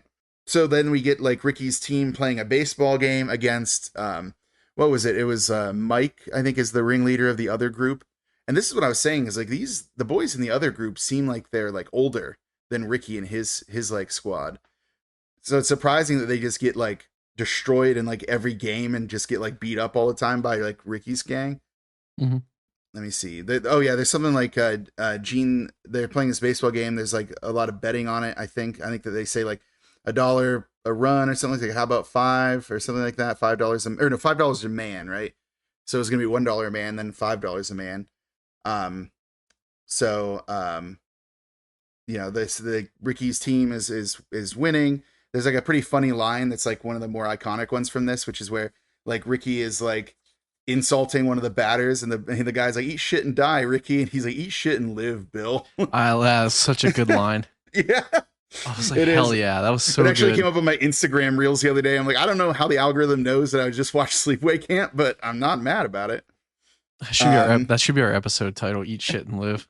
Yeah. I don't know if I can do that, but yeah, put like, can you curse in like in the well, we have an explicit thing on our thing because of our language, so why not? Yeah, we'll see. But this is actually a kind of cool moment because like Mozart's like out there playing some kind of handheld video game, like a very 80s style, like a Game & Watch thing or something. Yeah. But like one of the like that Bill dude like cranks like a pot fly out there, and Mozart makes the catch. Like he throws down his game and runs and gets it. So they win the game. And then Ricky and Paul have a double play and then win the game, upsetting the other team, who again I made are bigger than them. And then the other team is like, "Don't worry, we'll get them back." So implying there's going to be a series of escalating pranks here, which is kind of what puts Ricky in the crosshairs of Mel for thinking he might be the murderer, is because of these like escalating levels of like pranks and violence between the two groups. Cut to what I believe is the rec center building. It's like a big open area with like music playing. They have like a canteen, I guess sells snacks. And there seems to be like a lot of graffiti on the walls too, which is interesting. Then we get a group of dudes who I think were part of like Mike's squad, who are complaining about how there are no babes. And then one of them suggests that they ask Angela, who's like sitting in the corner being really quiet. Very mulleted dude decides to like shoot his shot. I put in my notes he was very mulleted. I think we eventually learned his name was Kenny, right? That's Kenny. I think. Was that the canoe one? Yes. I believe that Kenny is the first murderer. Or first murderer, not the first murderer. In any case, they try to make their move. Angela just like stares at them. And then they like, because she doesn't respond to their advances, they start to talk about how she's crazy and like just be mean to her face. Interesting tactic. I don't know if that usually works. Let me see. Mel comes in. He sees Meg at the canteen and like talks to her. And I hadn't noticed that there's a lot of times where Mel and Meg are kind of talking. Yeah. Until later on, like I guess they, Meg wants to like date Mel, even though he's a very old man and she's a teenager. Doesn't seem cool. But in any case, that was like one of the hints that I noticed that, there is something going on there.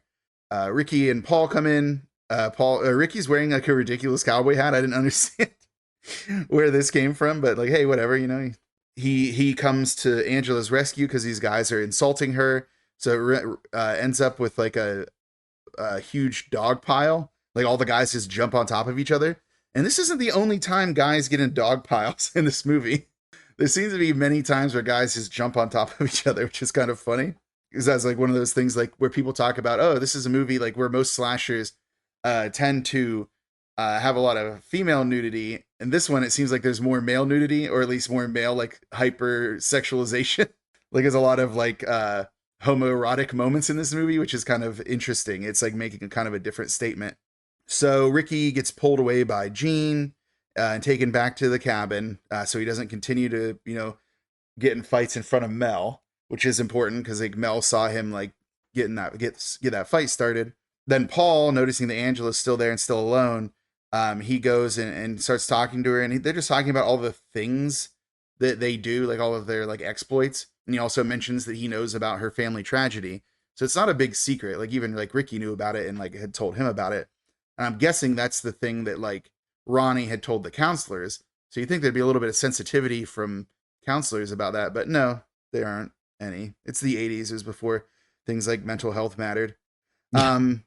So Judy, despite being with the retinue of boys, and by that I mean I think she has two, like one on each side of her there.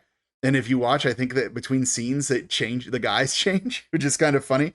Like I'm assuming that's a continuity error, but it also is kind of like a cool like comment on how Judy just always has guys around her. Yeah. Yeah, but Judy scoffs. You get the feeling that for some reason she hates the idea that Angela might actually be talking to somebody. In any case, Gene comes in, says, Buck 19, we got to leave. And that's Paul's bunk. That's Ricky's bunk. So Paul says goodnight to Angela. Angela says goodnight. Shane, first words spoken 31 minutes into the movie. It was great. It's a great line. Yeah. Which again, Judy is not happy about her now speaking. Even though she was also giving her a hard time about not speaking, but now she's not happy about her speaking. Can't please Judy at all. Cut to the lake. I could tell you don't like Judy. Who, me? Yeah. She's terrible. She's a horrible person. So we cut to the lake now.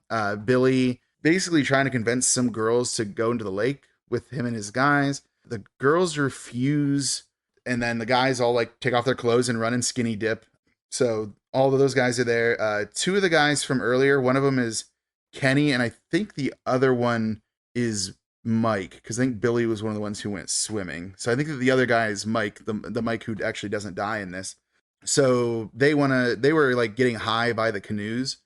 And so like, Kenny and Mike are trying to get one of them to go into the canoe with them. The girls, suspecting that Kenny's up to something, refuse, but they say that somebody named Leslie will be there and she'll probably go in there. So then Leslie does. She goes into a canoe with Kenny, and he's telling her about how, there's snakes and snapping turtles in the water, in order to scare her. And then he tips the canoe on purpose. So the girls were correct to assume that Kenny was up to something. Yeah. So Kenny's just like swimming. He goes into the capsized canoe, to like sing a song and like continue to taunt Leslie, I guess, taking advantage of like the acoustics under the canoe. Leslie gets to shore, and then her and the girls leave. The other guys are like yelling for Kenny to come before like Ronnie gets there, but they're concerned about, Ronnie finding them out at night. So they just leave him there. It's like, Kenny will be fine. I'm sure he won't be murdered. He was murdered because the killer surfaces, and we see the killer from the back. The killer has dark hair, but we don't see who it is. And then like Kenny recognizes the killer. He's like, it's you or whatever. Like, or though the guys love to see you here or something like that. Then the killer drowns him, like pushes his head underwater. And again, the guys had abandoned him, so they don't know that he's dead. In the morning, a lifeguard is there cleaning up the mess and is pretty displeased about it when they flip the canoe is on the shore there, and he discovers Kenny's body, which at this point is kind of mangled, a lot of damage for one night. And it's pretty gross because a snake like crawls out of his mouth.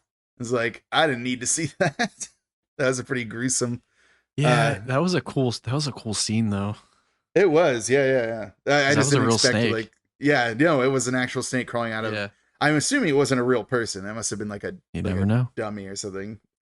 Yeah, they just had a guy had like a. Hey, don't call him a dummy. All right.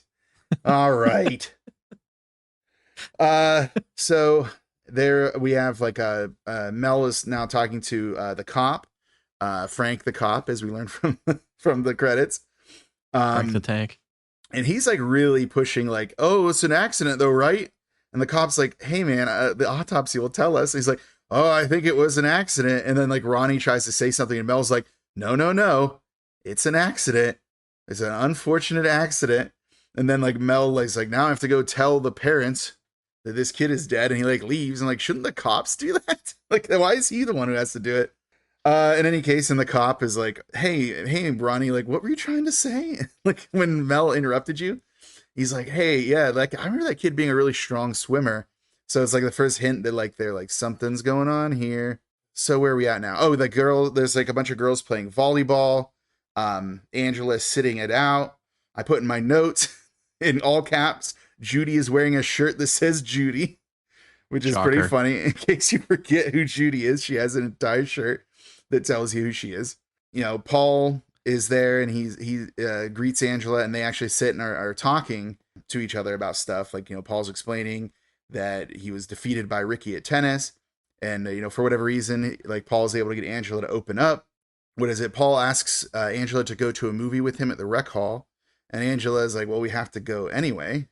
But he makes it clear that he wants them to go together. And this is the first of many instances where Judy just has no chill about this idea, and then goes to Meg and says, "Why do we have to play volleyball? But Angela can just talk to boys all day." Like, Paul's been here for like 40 seconds. Like, he hasn't been here long. So Meg, takes the opportunity to go and like give Angela shit for that. Luckily Susie comes. It's like, hey, it's not a big deal. Like, Susie tries to smooth it over. And then Susie, like, then is like, hey, Angela, why don't you like join in or whatever? And then Angela says she doesn't mind just watching them play. So lets them, go back to it. And then I put in my notes that then Meg goes and does a serve, and it might be the worst serve in all of volleyball history that I've ever seen. Like, I'm not a volleyball expert, but my God, that was a terrible serve. You're not a volleyball doctor. No, that's true. I don't have a PhD in volleyball science. So then smash cut, ending of the movie. Not this movie, but a movie that they were watching. There's like the ending sting of a soundtrack in a movie, some clapping, the lights go up, and people almost immediately are leaving. I was like, man, I've never seen people depart in a location with such swiftness. Paul and Angela are walking, holding hands, and he offers to walk her back to her cabin because he's sweet, or so we think. Then Judy immediately is behind them and is so focused on them. What is it? She ignores Ricky trying to make a move on her because Ricky's like, hey, remember all the good times we had last summer?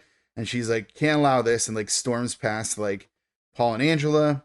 Back at Angela's cabin, Paul's like, I have to show you something around back. I'm like, ooh, like, I see what he's gonna do. He's gonna try to lay one on her, like real crafty. Like, I'm sure there's nothing back there that you would have to show her. So he gives her a smooch. She seems alarmed, which again I think is one of the hints about what's going on here.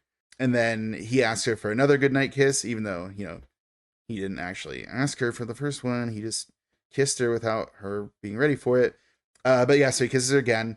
And then whenever they come back around, Judy is like there, because I feel like Judy is always there. If Angela and Paul are together, Judy's always there, and says something to Paul about, hey, I didn't think that Angela was your type.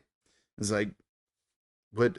I don't know what that means, but I guess quiet instead of Judy, which I get the feeling that Paul and Judy have something going on, which we later see is kind of true, but I don't think there was at that point. No, I don't think so either. But I think like, because even in the first scene, he brings up like about her, like growing up, kind of like, I don't want to be creepy, but he makes a crude reference to her chest. Yes, yeah, that's what he does. Like, I mean, it's not. I mean, he said it. It's not your fault. Yeah, that he said I know. Like, I'm just trying not to be like. But no, he does. Yeah, so he has made reference to the fact that he at least has a physical interest in her. But anyways, back at the boys' cabin, Ricky, being the ringleader of a bunch of nonsense, is doing a shaving cream on the hand prank on Mozart. It works. They get Mozart to hit himself in the face with shaving cream, and Mozart instantly pulls a knife, like a hunting knife. Yeah. And starts chasing Ricky around with it. It's like, I guess this is like one of our like red herrings. It's like, oh, there's the knife. Like, maybe Mozart is our murderer. It's like, well, not really, because we saw that the murderer had dark hair and Mozart has blonde hair. But Gino, shows up, the counselor, and takes the knife. And it's kind of an interesting moment because Ricky, like, whenever like Gino takes Mozart's knife and like puts it away and says he can have it at the end of the summer, Ricky's like, oh, come on, he didn't mean it. It's like, hey, he was trying to stab you. And now you're like defending as like his right to bear arms, I guess. Like, Ricky's a real constitutionalist. He's like, but we're best friends now. He tried to kill me. Yeah, sure, truly though. So yeah, then Gino, it's like, hey, everyone, you all need to go to bed, including you, lover boy. Like, pointing out Paul has finally arrived back there, and then everyone throws their pillows at Paul, and then everyone dogpiles on him. Yeah. That's what I was saying. Like, what a weird I don't understand this, like, this dynamic between these two. Has that ever like happened to you ever? Have I ever had a bunch of people throw pillows at me and then dogpile me? No, that's never happened. Yeah. Okay, good. Because has that happened to you? No, I just was making sure that I wasn't like a weirdo or something. Yeah, no, I think the weirdos are these guys. I think that they're the weird ones. Fair, thank you. Yep, no, you're good. So what do we have here? By the lakeside, Angela is sitting there. This is like another thing, is like she's really close to the place where her family died. That's the lake where they died. Paul sneaks up and covers her eyes and does like the guess who thing, and she guesses Tom Selleck, which seems unlikely. Then Judy instantly is there. Like, I think Paul barely has time to sit down before Judy like walks up on them. And then Judy goes to Meg and says something, like obviously some kind of scheme or to get like Meg to like get pissed at Angela. So like then Meg comes over and asks Angela why she won't go in the water, which again, she knows why, right? Like the camp know that her family died tragically here. Like, why would she be like this? So Meg is becoming increasingly unhinged, and still she's like screaming and shaking Angela, which is weird. Not okay. As an employee of this establishment, you shouldn't be doing that. So Ronnie, again, like being a man of reason, is like, what is happening? Why are you doing this? Like, you can't be shaking kids when you're a camp counselor or whatever. Back at the girls' cabin, Judy had just come out of the shower in some kind of robe and starts causing a fuss about how Angela got Meg in trouble, which, Angela correctly identifies that she didn't do anything, that Meg is the one who is like shaking her. And then Judy throws a pillow at Angela, who catches it. And then Judy's mad and like, give me my pillow back or whatever. And it's like, you threw it at her. Like, Judy is like the master of creating problems. Right. That then she like takes umbrage with. So then this is like one of those scenes where Judy is just also being awful. She's like, Angela never showers with the girls. We know why that is now. But she's speculating that maybe Angela is gay, or maybe she hasn't hit puberty. And she says some really crude stuff, which gets Susie to step in to be like, yo, you can't be saying that. Cause like she says like she needs a screw or something like that. Yeah. Which Carpenter's dream. Yeah. Yeah, is that what it was? Yeah, something like that. Flat, bald, flat, and just ready for a screw or something like that. Yeah, something like really awful. And then Susie's like, you can't do that. And then Judy says, fuck you to the counselor, who slaps her. It's like, what did you think would happen, Judy? Like, you can't, like, ridiculous. So she gets slapped by Susie, which makes sense. Finally. Seriously, like, someone needs to, like, put her, like, in her place. Granted, she ends up getting murdered, so I guess that is well, we don't know that. That's true. It is. I mean, the short film version that is a sequel seems to suggest she didn't die somehow. But anyway, the cabin of Ricky's enemies, like I think it's Billy is it Billy or Mike? I think Mike is the ringleader of that group. They're having like a water balloon fight on the roof of their cabin. And then when they see Angela is walking by, they stop and then throw a water balloon at her. Ricky loses his shit and is like screaming at those guys. Mel comes and then, holds Ricky back. So this is like one of those times where like Mel's seeing that, Ricky is a literally like fighter boy. Like he's going to go after people, which is what makes Mel suspicious in him. But he also tells the other boys to get off the roof because obviously that's stupid. Basically what is it? Mel tells them all they don't get canteen for a week for picking on Angela. And also Ricky doesn't get canteen for a week for his filthy mouth. Because Ricky is always constantly like talking trash. So yeah, all those guys are like jeering about Angela. And then I put in my notes, which means some more of them will surely die. Because anyone who picks on Angela pretty much ends up dead, which we know why, obviously. But at this point in the movie, we don't actually know who the killer is. Which I thought was cool though, because that really, they made her so awkward that it like, because it like if initially you're like, it's definitely her. And then they did such a great job at pointing it towards Ricky. They do, yeah. And like having the masculine hands, like having it be his hands that do the murders, really helps. Ripping and gripping, bro. Could you hear that? That was just leaving that fucker in there. Yeah, I guess. Are you gonna edit that out? I don't know. Oh hell no! That's just pouring. I can't because you were literally talking over it. Well, whatever. Anyways, yeah, just grabbing a beer here. But anyways, so where were we at there? Oh yeah, Mel. Well, now you got to say what kind of beer. You got to let's talk about our sponsor. I was actually having some Fatheads. What was it? Fatheads Fresh Hop Freddy IPA was what I had. So good. But I've actually moved on, and I have now. It's from Trogs. It's a Lolly Hop double IPA. That one's pretty good. It's good. It's a little hoppy even for me. But it's not bad. So yeah, just having a couple of beers, enjoying the Sunday afternoon here. I love Fatheads. I miss their food so much. Like, they had some of the best sandwiches you can get around here. But did you pick up that new Southern Tier IPA pack that they were doing? Yeah, I think I got it one time I was going to like a party. They're like a 15 pack, right? Like a weird number. Yeah, it's like they're assorted like new flavors or new not flavors, but like new styles of IPAs. Yeah. I think I got it. Yeah. Yeah, it's good stuff. I like there's a lot of innovation going on in the IPA space. Even though it's such like oh, you're a dude in your 30s, obviously you like IPAs. But it's like, I mean, I do. What can I say? Yeah. So as maybe I am in my flannel shirt and no, I'm just kidding. But as we say on our podcast. Yeah, I know. Jesus. So there you go. We're just like, anyway, checking a lot of boxes. Yeah. So what was it? Mel kind of like half-heartedly checks on Angela to make sure that she's okay after being hit by a water balloon, which obviously is just a water balloon to like chill out a little bit. So back in the rival boys' cabin, Mike, the ringleader of the group, comes in. The other guys are getting ready for a baseball game against the counselors, but Mike says he has to take a wicked dump.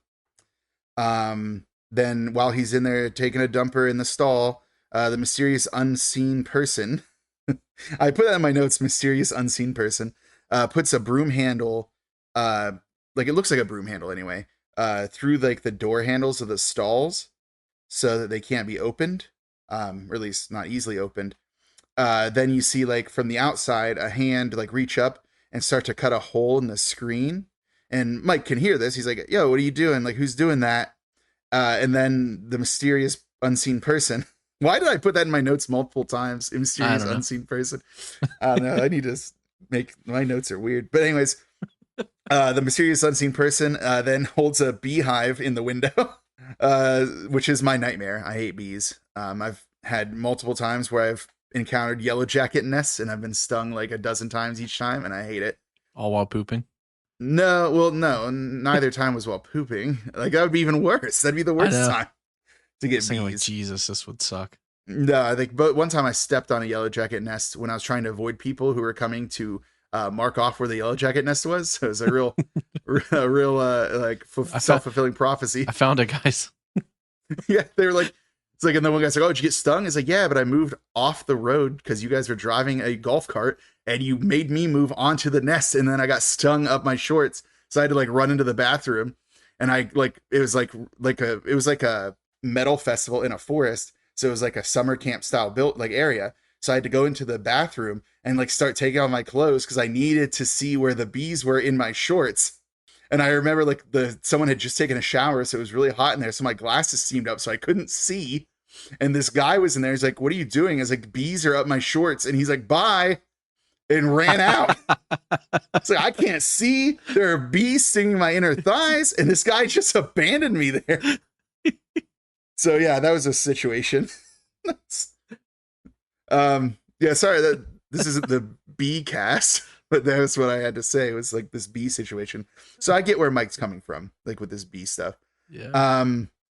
So then the mysterious unseen person drops the beehive into the stall with Mike. Mike is trying to get out. He like breaks through the door handle, but by then he's covered in bees and he's stung to death. And it's a pretty gruesome scene of like a bunch of bee stings up his arms and his face is like covered in bees and stuff like that.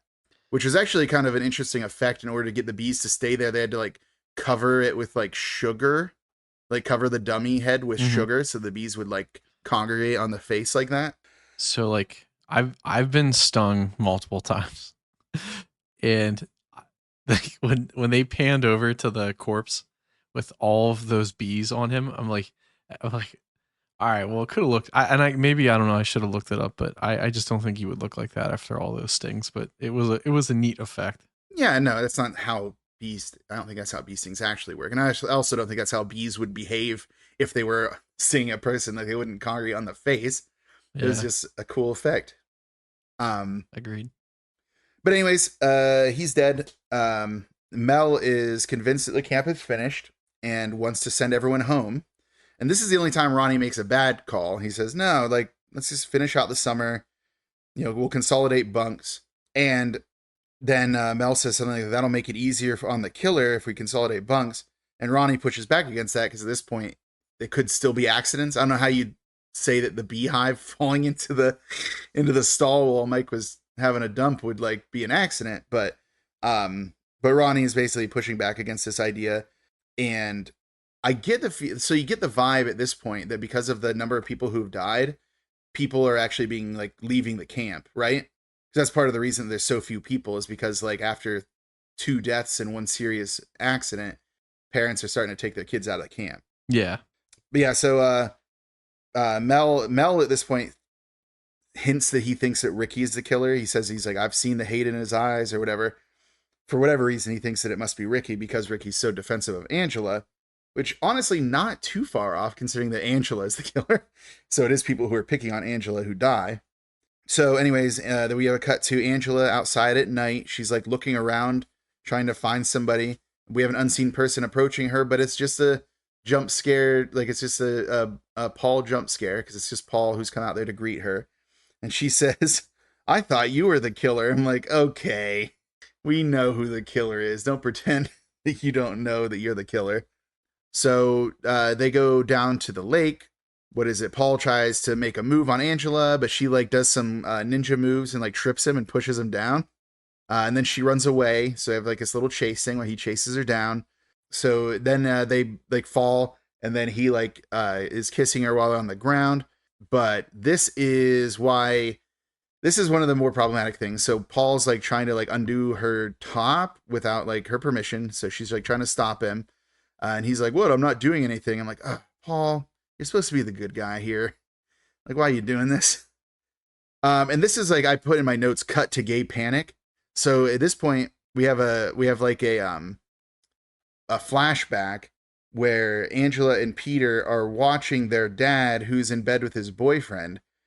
And this is what I think I told you separately is I think the idea is that this is like they're gay and they're in bed and oh, what a big thing or whatever. But like the scene isn't like graphic. They're just in bed, sharing a kiss. Like it's not even really that serious of a situation.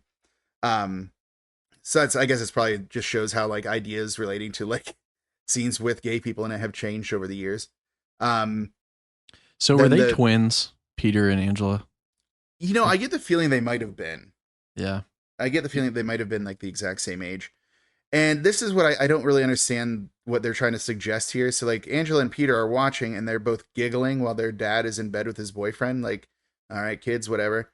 But then there's like another scene with her and Peter, or Angela and Peter sitting like on a bed, like looking at each other. And I can't tell if they're trying to imply, this is what I'm saying. Like this is where the movie starts to get really wrongheaded in a lot of ways. Because I think they're trying to imply that because their dad is gay, they are confused and might be incestuous or something now. See, I took it a whole different way, but. Well, how'd you take it? Because I didn't know what that scene was trying to say. So I don't think there were 2 people there at all. I think it was just Peter. And I think this is a representation of his mind fracturing. So if you look at the scenes, it's always the boy pointing at the girl, right? And I think with that internally, I don't think it's a flashback. I think this is Angela's mind fracturing in response to what happened to her, right? Because like Paul was not chill about that at all, right?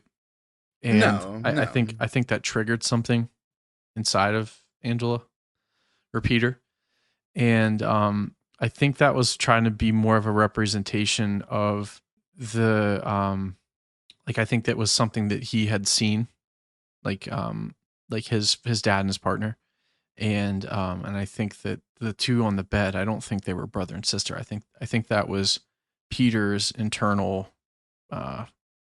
personality struggling with itself. That's how I took it. And like I think it was because like for me, if it was more of like that they were doing weird stuff because like they were really little when they died, like when the actual Angela and the dad died, and the kids in the scene are a lot older, which didn't make a lot of sense to me. Were they? I thought so. They were really tiny. Like, but again, you didn't really get a good look at them because they were in like life jackets. But like to me, like I didn't take it that way. I took it more of as like, because then it kept spinning and spinning and spinning. I think it was more of a mental breakdown rather than a flashback. But I could be wrong. So the point of the gay dad thing was just because Angela, being Peter, is confused now that she's being kissed by Paul. Then that's how I took it. Like I think that moment like triggered something, like when they first kissed, like because in any case it's gay panic and it's bad.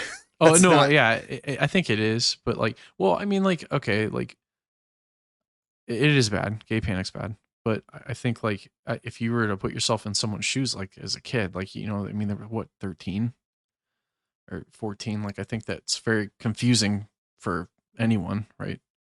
So I mean, not to defend anything, but it just to me, like I felt this more was a representation of Angela fracturing than an actual flashback. That'd be slightly less wrongheaded, at least, I guess. I mean, still there's gay panic there, but at least it wouldn't be like, because I didn't know what that scene was trying to imply. So I was like, I don't think I like it. But if that's what you're going to go with, then I'll go with that interpretation because I like that better than the implication that, like, because they have a gay dad, then they were sexually confused. It's like, it's not really that complicated. Right.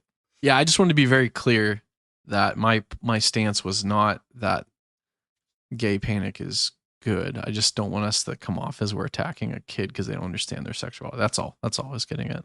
No, and but like here's the thing: the kid's a murderer. Like that's yeah, and the fact that for sure, like being confused about your sexuality is normal. It's human. Like people have like, I think that I'm not a gender studies person, but I know that the like fluidity of like the like sexuality spectrum is a real thing. But that doesn't excuse you killing people. Like, no, agreed. Yeah, no, totally. Let me go ahead and take this stance. If you have trouble with your sexuality, you need to sort it out. Do it, but you can't go murdering people. Yeah, you can't put bees in a kid's bathroom. The more you know. Yeah. All right. All right. What do we get here? So yeah, after the like that scene, which I kind of like your reading of it a little bit better than mine. So I'm gonna actually go with yours. So like that was maybe like the sexuality thing kind of confusing them. Like even though, like I said, doesn't usually lead to murder, but still, or ever lead to murder really. But yeah, so after that, Angela runs away because Paul is not taking no for an answer, which is not cool. Paul, you're supposed to be the good guy. Smash cut. Gene is explaining the rules of color war, which is funny because we don't need to know. Like the movie like has a lot of scenes that are there for a reason, but there's really no reason they need us to know the rules for color war. Like the flag football style game they're playing. Right. I don't know if they just like, hey, we haven't given Gene enough screen time. Let's just let him explain the rules to a game that is literally only going to matter for like the next 2 minutes of movie, and then we're done with it. So Paul comes to somewhat apologize to Angela, but then he tries to put his arm around her, which she advises she's not ready and leaves. It's like, yeah, Paul, like, give her a break. Like, you just, she just ran away from you the other day. But of course, who's there? Judy, because Paul was close to Angela. And she immediately is like laying it on thick with Paul, saying that Angela is small and that Judy knows lots of things, I think she says, implying probably sex stuff. Ricky catches up with Angela, and he is all about this game, and he has a plan to get the flag, and she wants to leave, but he's like, hey, if you help me end the game sooner and we win, then you can be done. It's like, and that somehow convinces Angela to help Ricky with his scheme. But of course, in the woods, Ricky stumbles onto Judy and Paul kissing. And on the other side is Angela, who comes in and sees. So Paul's in hot water now, and Judy finally got what she wanted, which seems to have been Paul all along. I can't tell if it's just to piss Angela off. Honestly, it's I wouldn't put any of that past Judy. Like I said, she sucks. I hate her. So, I mean, kudos to that actress for making me like hate that character so much because she's killing the game over here. So later on, once again, Angela is by the lakeside, and Paul goes to apologize to her again. Judy is again immediately there. Like, Judy is some kind of like ninja. Like, she has an alert that lets her know anytime Paul is coming near Angela, because she is there. So she says to Angela that Paul said she's a prude. And Paul then flees because he's annoyed. And Judy is taunting Angela about going into the water, and Angela is just staring at her in her Angela stare. Let me see. I think Ricky is nearby, and he's talking to Mel. And Mel, of course, at this point is 100% in on the theory that Ricky is the murderer.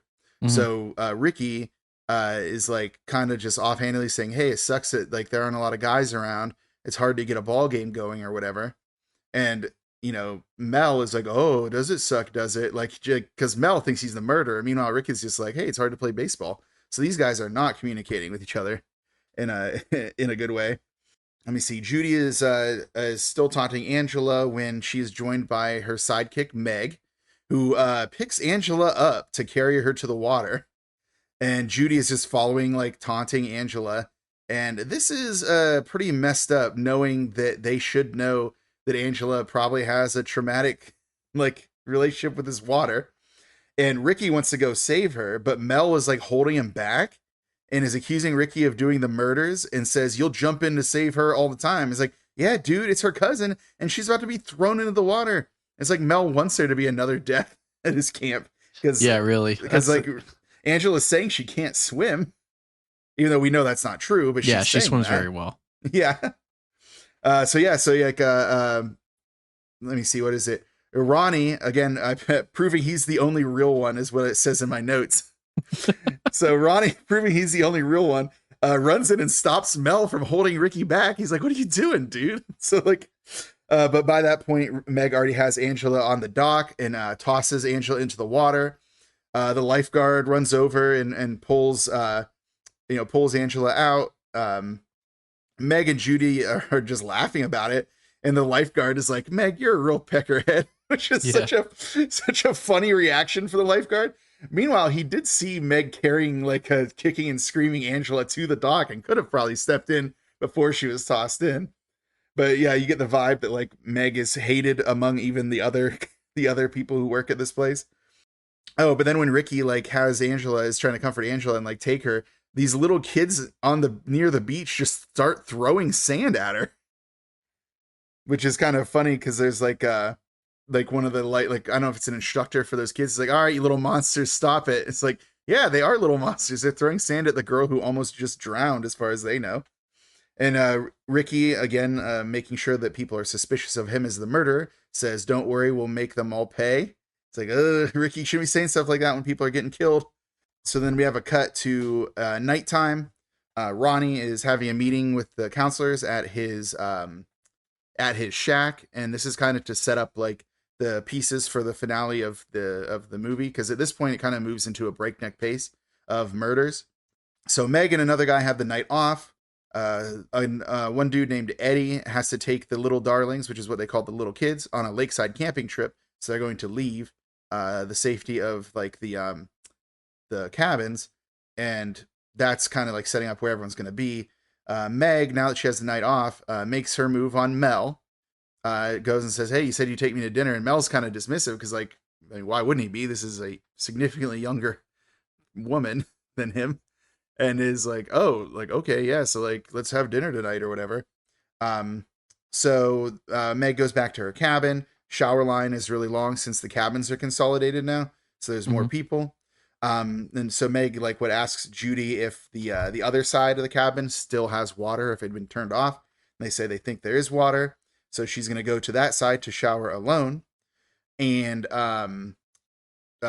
obviously, perfect way to get murdered is to shower in a unfamiliar place, but also has access by other people.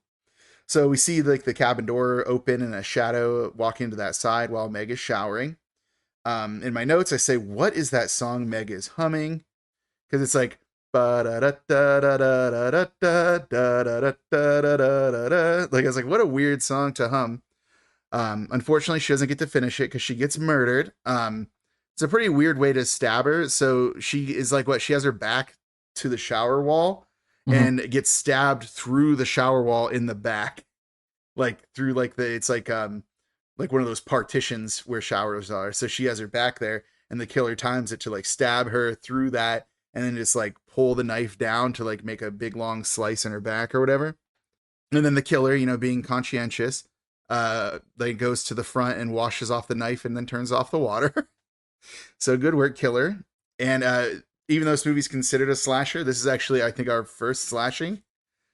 And in some ways, maybe our only slashing. I think I would argue that Another Kill Later is also slashing, but we can decide that later. So Eddie is out in the woods with a bunch of those little kids. He takes a hatchet away from one of them, and then has the others get set up while he goes to get firewood. Pay attention to that hatchet. It's gonna be important later. It's one of those Chekhov's hatchets. Once you introduce the hatchet, you have to use it later. Back at the rec hall, what is it? Paul is apologizing to Angela yet again and explains that Ricky is lying down because he is sick from the food. And it's like, while Paul is apologizing, once again, Judy rolls through, but this time she's actually taking another guy with her back to her cabin. So she like goes like in the middle of Paul and Angela just to like taunt them, but she's actually taking another guy back to her cabin. And Angela seems like she's giving in to Paul here. And is like, yeah, meet me by the waterfront after the social at the rec hall. Back in the woods with Eddie, two of the little boys are like, we're cold. I think there's 6 boys in the woods.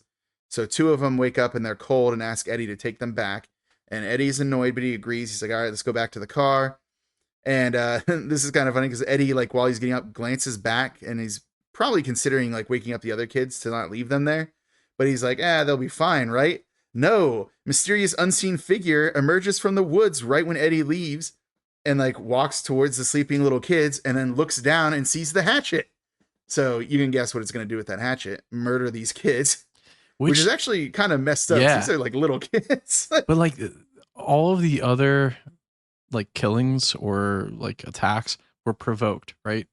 This was the first time that this was done. Like those kids did nothing to Angela. Wrong. They did?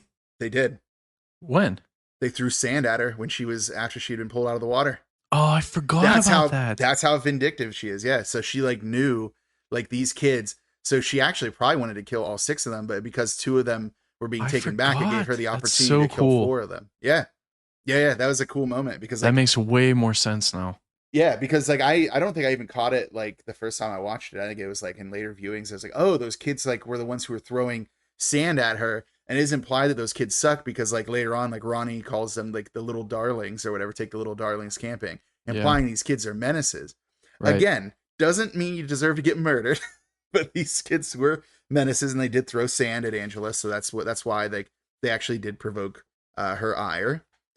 So where were we at? So yeah, the mysterious unseen figure emerged from the woods, which, by the way, knowing that Angela is the killer throughout these killings, like Angela must be sprinting from location to location to like get these murders done. It's crazy. Where are we at here? Mel goes to the social hall looking for Meg, to the rec hall rather. He goes to Susie, who's working the canteen, and Susie explains that she's off and hasn't seen her. Back at the girls' bunk, Judy is being really mean to the guy she's making out with. like tell him that he's like kissing too wet or something. I was like, man, this guy's like, no one can win with Judy, but then they hear like the Mel's arriving, so she has the guy hide under the bed. Judy explains that Meg went to take a shower next door, and that's the last that she had seen her. And then when the guy emerges, like when Mel leaves and the guy emerges from the bed, he tells Judy that, I'm not getting caught, so I'm leaving. So he goes. In the showers on the other side, Mel discovers Meg's body in what is basically an impossible way, because the body, like when he gets in there, it like falls through the shower curtain. Like the idea that the body was standing up that whole time, and then only when he got there it fell. But in any case, this is our first look at like the wound, like the huge slice down the back. So we get to see a pretty gruesome cut. And then then Mel is like convinced that Ricky had done this and swears that he will get revenge against Ricky for Meg. He says this all aloud, which is kind of funny. He's giving like a straight up like soliloquy here at like the corpse of his like almost lover who is a teenager, so kind of also messed up because he's a very old man. But back in the other side, Judy has decided to do some curling of her hair in the dark, so she has her curling iron. Then the door opens and we see for the first time the killer, kind of, which is kind of weird because I think that the person who's the stand-in here is actually Ricky, but like with like a wig and like overalls on. It's kind of hard to see because it's very backlit, and that's the point, is like we're not supposed to know who it is. But I think it's supposed to be Angela in boys' clothes. But they use the actor who played Ricky to kind of like throw us off a little bit. Right. But then as the assailant gets near to Judy, she recognizes the assailant, but gets smacked in the face to like daze her, and then puts a pillow over her head to like muffle her. And then like the curling iron is picked up and then used. And it isn't clear what's being done with the curling iron, but it's not great. Yeah, I was gonna say, not curling her hair. No, it's not curling her hair. It's the other end. And I don't know what was being done, but it's pretty messed up. Probably curling her insides. Yeah, pretty gross. So you get like a shadow of that happening and then a shadow of her hands in the air. Like, so she is presumably dead. Her body is stored under the bed to avoid discovery. At this point, like, I guess the killer wants to make sure that they have time to finish their murders. Oh, Eddie arrives back at the little boy campsite to find the remaining 4 have been hacked to death in their sleeping bags. And you get kind of a grisly shot of like all the sleeping bags. Like, yeah, that was wild. Yeah. It's like a lot further than I wanted to see dead kids, that's for sure. But there you go. That's what you get. He throws up, which is a relatable reaction, and then he starts yelling for help. So, what is it? Ricky's on the way to the rec hall. A counselor stops him because the social is over, but lets him go into the canteen because the counselor agrees that the dinner was shitty. So kind of a jab at poor Ben's cooking. He's running the kitchen, but at least he's not a pervert. Ricky's got some candies walking by Ronnie's shack, which is kind of an interesting series of events. So Ronnie isn't able to see Ricky going by because he gets a phone call which tells him about the murdered children in the woods. Mm-hmm.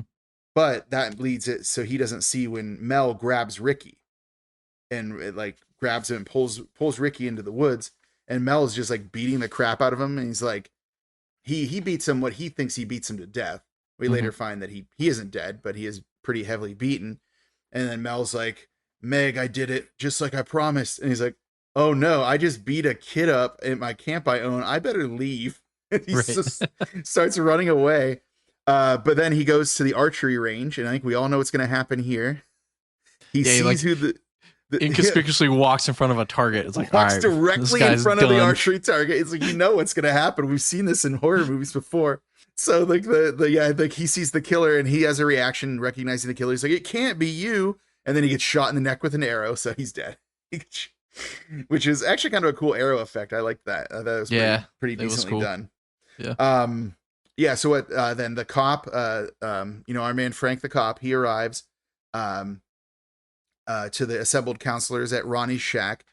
He advises them to gather all their kids and keep them together so they can keep an account of who's alive and who's dead.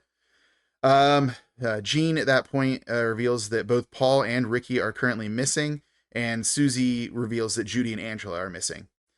So the cop says, all right, everyone pair off. Let's go search for them. Everyone runs off in different directions. I think Ronnie at that point is paired up with Susie. So what we get, Paul is waiting down the lake for Angela. And she arrives and says that they should go swimming, and tells Paul to take off his clothes, which he eagerly does. And Angela, facing us, starts to do the same. So things are starting to get a little creepy there. Smash cut back to the cop. Frank the cop and Gino find Ricky having been beaten in the woods, but he turns out to be alive, and Gino carries him. out of the woods. But at that point, they hear screaming and they run to the girls' cabin to find that Meg is dead. Like, we knew that, but they didn't know that at that point. So this is like things are starting to like ramp up. We're getting to the end. Ronnie and Susie are out near the lake yelling for Ricky and Paul. They hear some singing, but at that moment, the singing they hear like is the moment where Ronnie's flashlight dies because horror movie conventions demand darkness. The singing is just Angela with some like off key humming. Really, it's not actually singing, and she's like stroking Paul's head, which is in her lap. And this is like where it's like something about the way his body is positioned and the way his head is positioned on her lap. You know that geography, like that physical geography, does not make sense. Sudden flashback to like Aunt Martha or whatever, telling like what we see is the surviving child with like a head bandage on, saying that she bought all new clothes and that she always wanted a little girl. And she says some like really creepy stuff like, you know, I already have a boy, now I need a girl. And she names her Angela. And she's like, what does she say? She says, why I believe that means angel. Why I'm sure it does. It's like she always starts sentences with why like that. It's like that's again like one of those weird like 50s like no one talks like this. Right. And then that's when we get the cut around. It's like, and like I think that you'll enjoy this new life or whatever, won't you, Peter? And then it's Peter. Like we see that Peter was the survivor, and this is like the big twist.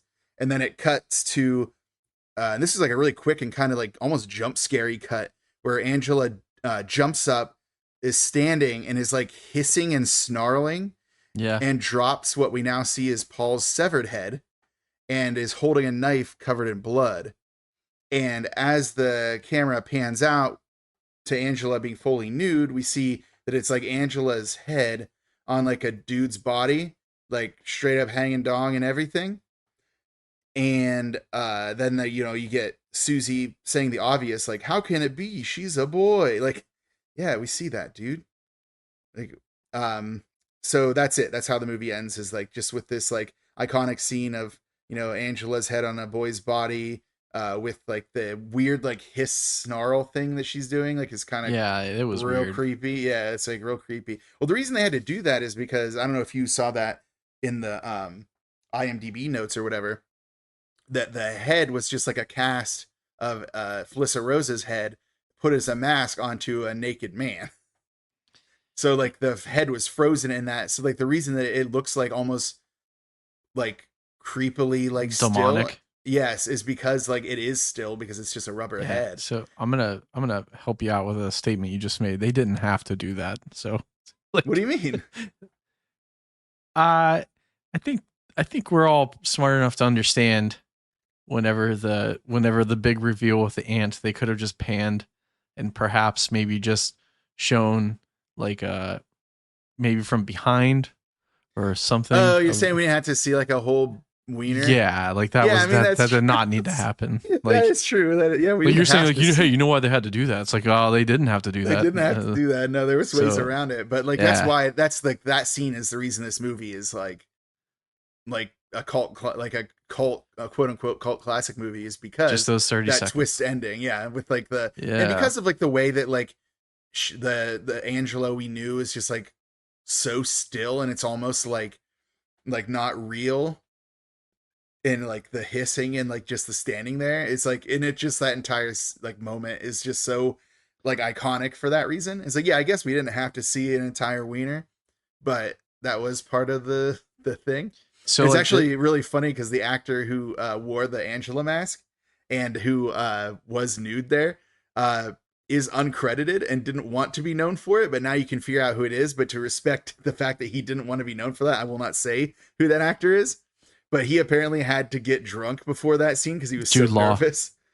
What's that? Jude Law. Yeah, Jude Law. Sure it was.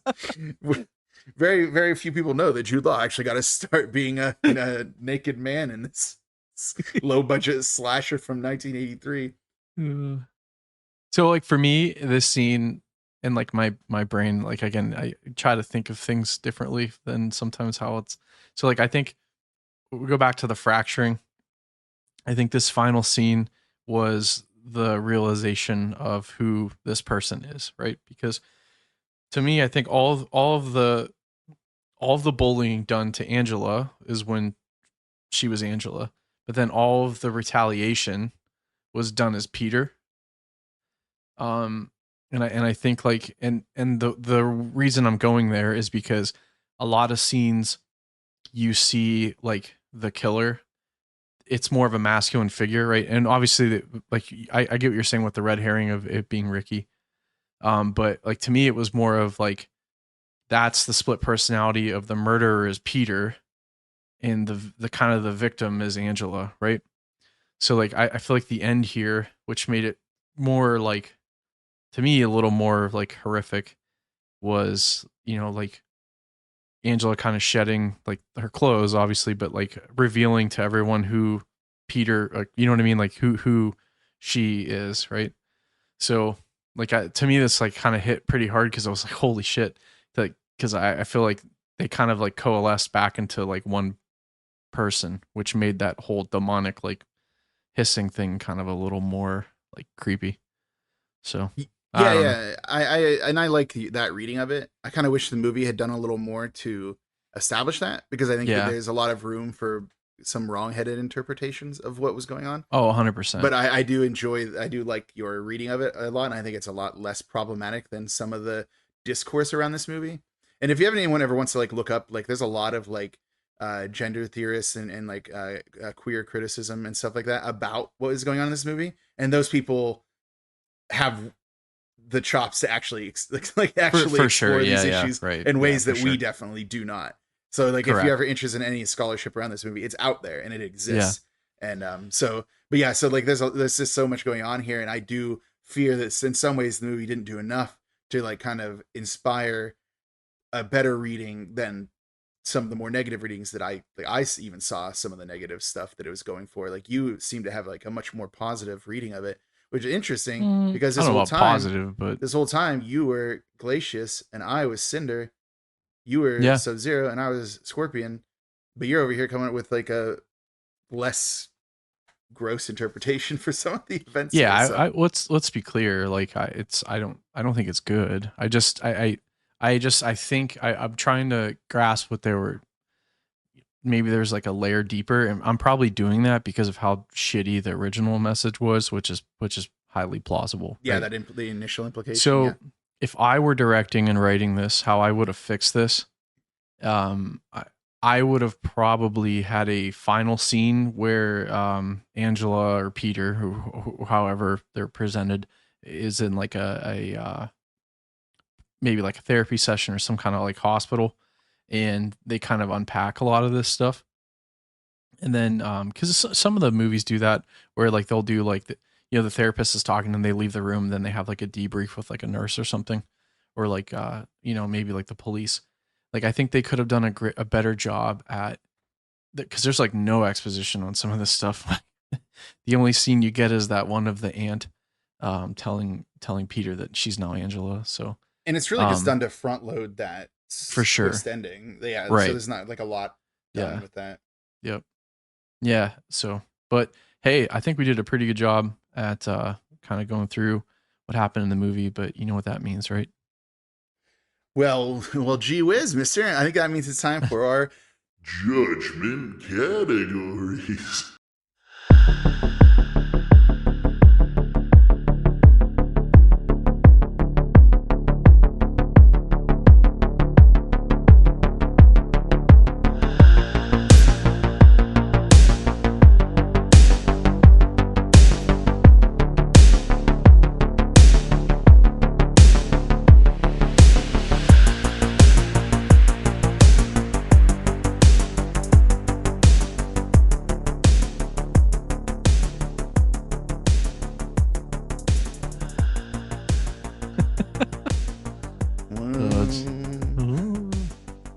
So as listeners know, our judgment categories are where we assign a letter grade in 5 categories. They are story, acting, effects, writing, and cult factor. Cult factor being that little X factor that makes these movies so special. So starting out, story. How you feeling about story? Shane? I think it's a B. I don't think it's perfect. I think it's a very cool premise. I think it offers a lot of, like, there was so much potential here with what they could have done. I think the camp stuff's played out, but it wasn't played out when this came out, right? So I to me, I think it was a B. I probably would lean towards C though, with all of the just bullshit that kind of comes along with this, right? They could have done a lot better at explaining things. So I'd do a C or a B. I would say B, and I would agree with you that, like, number one, we've seen a lot of camp movies, and it really does feel though that this movie was pursuing that twist ending, and when it got it, it was done. Like there was no denouement really. Like it just kind of ended, and I think that's kind of a shortcoming. Like it really was just chasing that, like taking this whodunit thing and going right to the end of it with this twist ending, and it was like, there, our work here is done. Which almost kind of makes me wonder about like the sequels. Like we know the twist, like what's next now, but yeah. So like I would agree with you. I would say B for story. Yep. I enjoyed it, but again, like I don't think that it was, like I said, it really wanted that twist ending, and it did not really care so much about like unraveling the other strands of the plot. But here I think we're gonna probably disagree. So we're at acting now. And I'll go first this time. Yeah. I'm gonna say A. I actually found like a lot of these like performances to be very believable. Like Judy and Meg were like believably like awful as like the like bullies, like the mean girl bully types. Ricky, like he had his like harsh edges, but you got a feeling for like the kind of guy he was, like always sticking up for his cousin and always like helping out his like cohorts and stuff like that. Ronnie is out there being like the voice of reason. Like I really enjoyed that character and stuff like that. And like Mel is just like this old dude who's just like pushed to his like limit, as he's just a business minded man, and he's obviously like losing his business as more bodies pile up and stuff like that. And even like Angela, like when I first saw this when I was younger, I was like, man, she just like is just staring. She's not doing anything. But I really think that her performance is more nuanced, because there's like something going on around her during those times. Like she's either like those times where she's observing like the girls in the bunk. Like maybe we get the feeling it's the first time that Angela has been around like other girls like this. Like, Angela is like struggling with this, or like there's like a different like kind of gaze she's giving each time that she's giving like these looks. Like it's not a passive performance at all. So I enjoyed it a lot for those reasons. So I'm not going to mean this as a pun, and I apologize to everyone that's about to hear this, but so I agree with you. I think this is an A, and to have children act in such a serious kind of movie and do such a great job without being campy, and that's a shitty pun, but without being campy is remarkable that they were able to get like 13, 14, and 15-year-olds to be able to do this stuff with the subject matter that's kind of at hand here. And the only character I didn't like was the aunt, but like I think they're trying to, it was on purpose, right? They were doing, yeah, like like no human being ever talks like this. Right. Yeah. So it was written that way. So like I think the actor did a good job at being a creepy, like just out of touch psychopath. So yeah, I'll give it to you A. I can't even think of a character that I was just to the point where I'm like, this is just god awful. Yeah, like even the ones that were like annoying, like they were annoying for a reason. Like that was how they were supposed to be. But it was believably annoying. Yeah. I mean, anyone who's been to a summer camp knows. Yeah. Like, this is how people are, how kids are. Like it sucks. But all right, sweet. Yeah. So A on acting then. How about effects? I have a feeling that, especially coming hot off of something like The Prowler. Yeah. Watching the Tom Savini, the master himself, at work, and then seeing these effects. Honestly, I think they you can clearly tell that they're like hamstrung by their budget, like the $300,000 budget. You don't see a lot of kills happen. You usually see the aftermath of a kill. And you have some really effective moments, like that one with the snake crawling out of Kenny's mouth. Like, that was gross as hell. But then then you have like those like weird, like the slice among on Meg's back was kind of like, I didn't really look that great. But then you have like the aftermath of those like little kids being murdered and like those like torn up like sleeping bags. Like, oh man, I wasn't expecting to see that today. Yeah, it was kind of hit and miss. Yeah, it really was. It really was like, you know, and then the arrow to the neck, Mel's arrow to the neck. I thought that was really well done. But granted, it's like a blink and you miss it effect. It just happens and then we just cut away from it. It's like, so whatever it was they had to do to make that effect happen, they couldn't linger on it long. So I probably would have to give it a B. Like the ones that miss, but the ones that hit. So I'll give you the B, but I need to just bring up one point. And why I would think it's a C, but I'll give it the B because there were some really cool effects. You know, taking music, everything, it kind of worked, right? The cop had a glued on mustache, like paper mustache. And okay. They did but hold on. They did a close up of it. Right? Like they made the active choice to zoom in on that cop's face for that one scene right before the end when they're coming out of the cabin after they discover Judy, right? There was a reason for that though. Well, it better be a fucking good one because why would you glue? Okay, go ahead. They shot that later and they thought they were done with the cop scenes and he had already shaved his mustache for something else he was doing. And they had him come back, and in order to keep continuity, they had to like put a fake mustache on him. But why do the close up? I don't know, man. I didn't. So I'll give you the B. It's just like I had to say that because I'm like, what the like? Why would you do that? I was pissed. If you can't tell, that made me mad. Clearly, yeah. I was actually offended. I just really like seeing like whenever they like these effects. And you just skated over that, by the way. And I knew you knew why. Like so.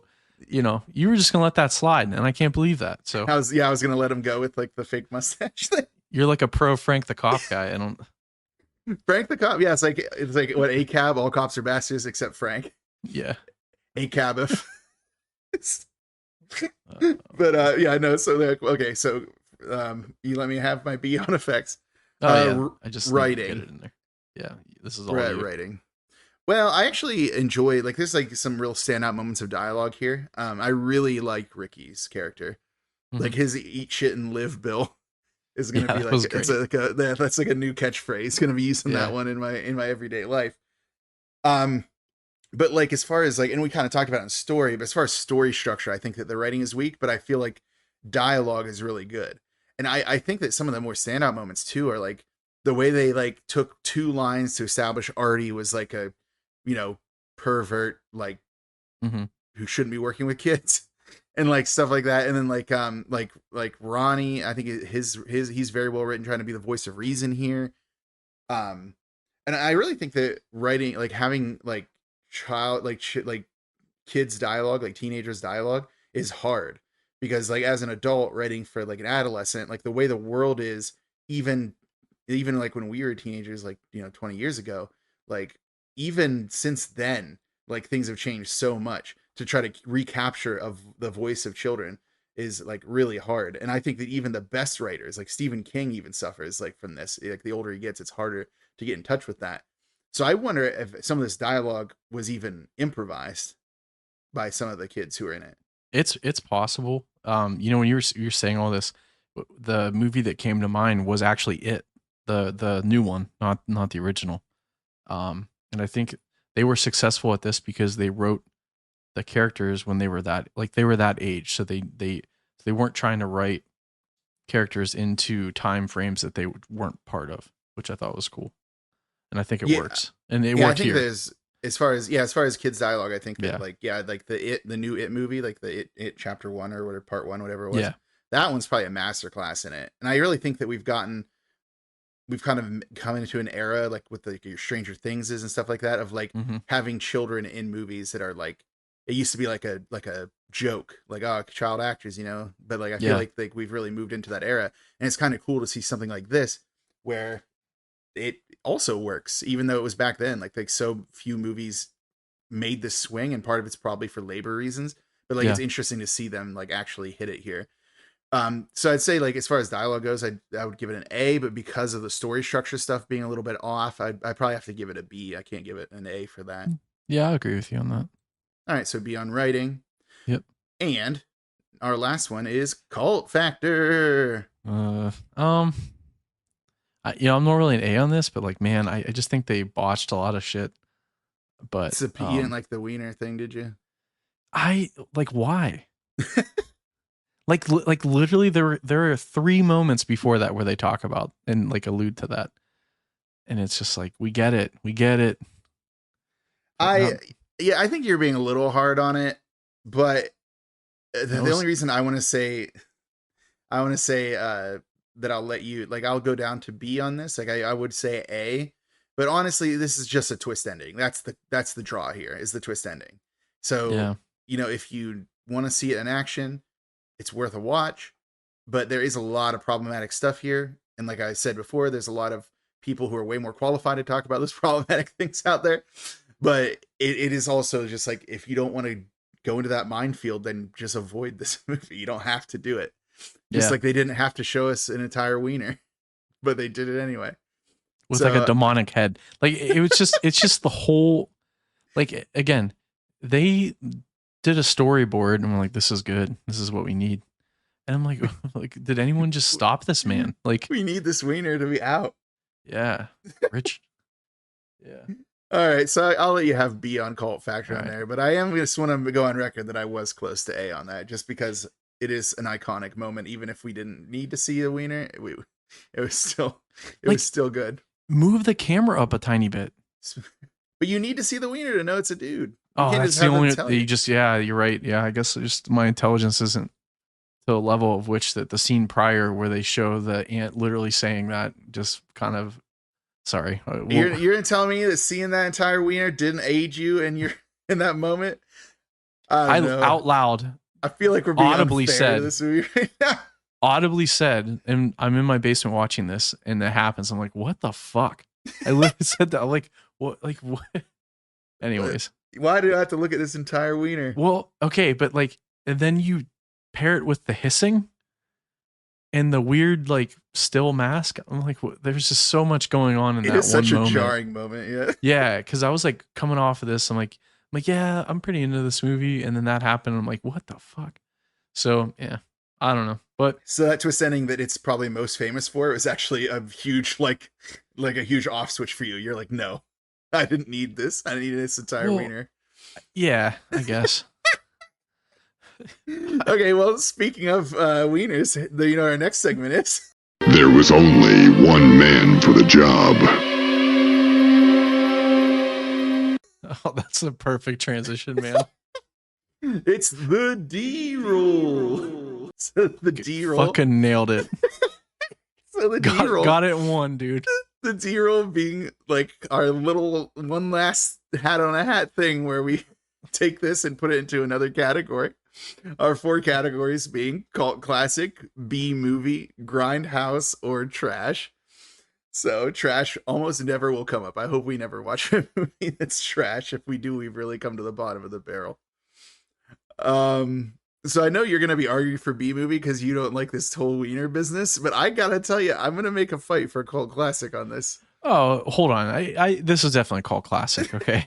So wait, this whole like wiener argument, this podcast is falling apart. Like, yeah, we're coming apart at the seams. Look, I think it's a cult classic. I've like the eat shit and live. I've seen the Carpenter joke thing as a meme. I've seen other parts of this movie that I didn't even know were from this movie, like in stuff. So like, yeah, I think it's a cult classic. I think B movie, like the quality of this movie isn't bad. Some of the subject matter isn't approached correctly, and some of the other things that are happening, I think just are bizarre. But I don't think that takes it like knocks it down a level. Was it like Supernaturals? Like that was a bad movie. Like you know what I mean? It was. So when you like stack up and look at this, like yeah, it's a cult classic. I think there's a lot of stuff here that kind of put it in that category, and But yeah, I thought, see, you really thought I was going to come into this like hating on this movie, and I didn't. It's just there were a couple of choices they made that I'm like, just why would you do this? Well, not to get too inside our process or whatever. When you texted me and you like seemed really cold on it, that's why I came in like ready to be like, oh, you're over here being Blizzard and I'm over here being Yeah. Chaos, I guess Diablo. I don't know. That Primal Rage. It's really hard to make Primal Rage work, considering that the other ape is the one that farts and is not the one that is fire. So Yeah, and then there's the yellow lizard. Like, why? yeah, Sauron, like who eats. Yeah. So Yeah. Everyone, stay tuned to our next episode, which will be all about Primal Rage, the Sega Genesis and Super Nintendo video game. But no, yeah. So like, whenever you came into it, I thought you're like really cold on it. So I was like just ready to defend this movie. But no, it's now that you're like here and you're like, yes, cult classic is fine. Like you're a little bit, you've eased your rough edges to it. So I think if I just want to summarize your thoughts here, more wieners in movies is what you want, right? You just want to see a lot more final scenes of somebody with a wiener out. I guess yeah, that's you caught me. Gotcha. But no, yes, I think this movie is cult classic all the way. I'm glad that we agree on it. Yeah. Do you like how I just like jarringly shifted from Primal Rage, the video game, to wieners and to movies? wieners? Yeah. Oh man, what a day! What a time to be alive. So, anything else to say about Sleepaway Camp before we move on to I guess start introduce part 3 of our summer TRI-SLASH-A-THON? Yeah, I did have some updates too that I forgot to do in the beginning, and I'll do it in a little bit. But oh, you want to do some late housekeeping? Yeah, but my final thoughts on the movie are. Oh, there are more thoughts.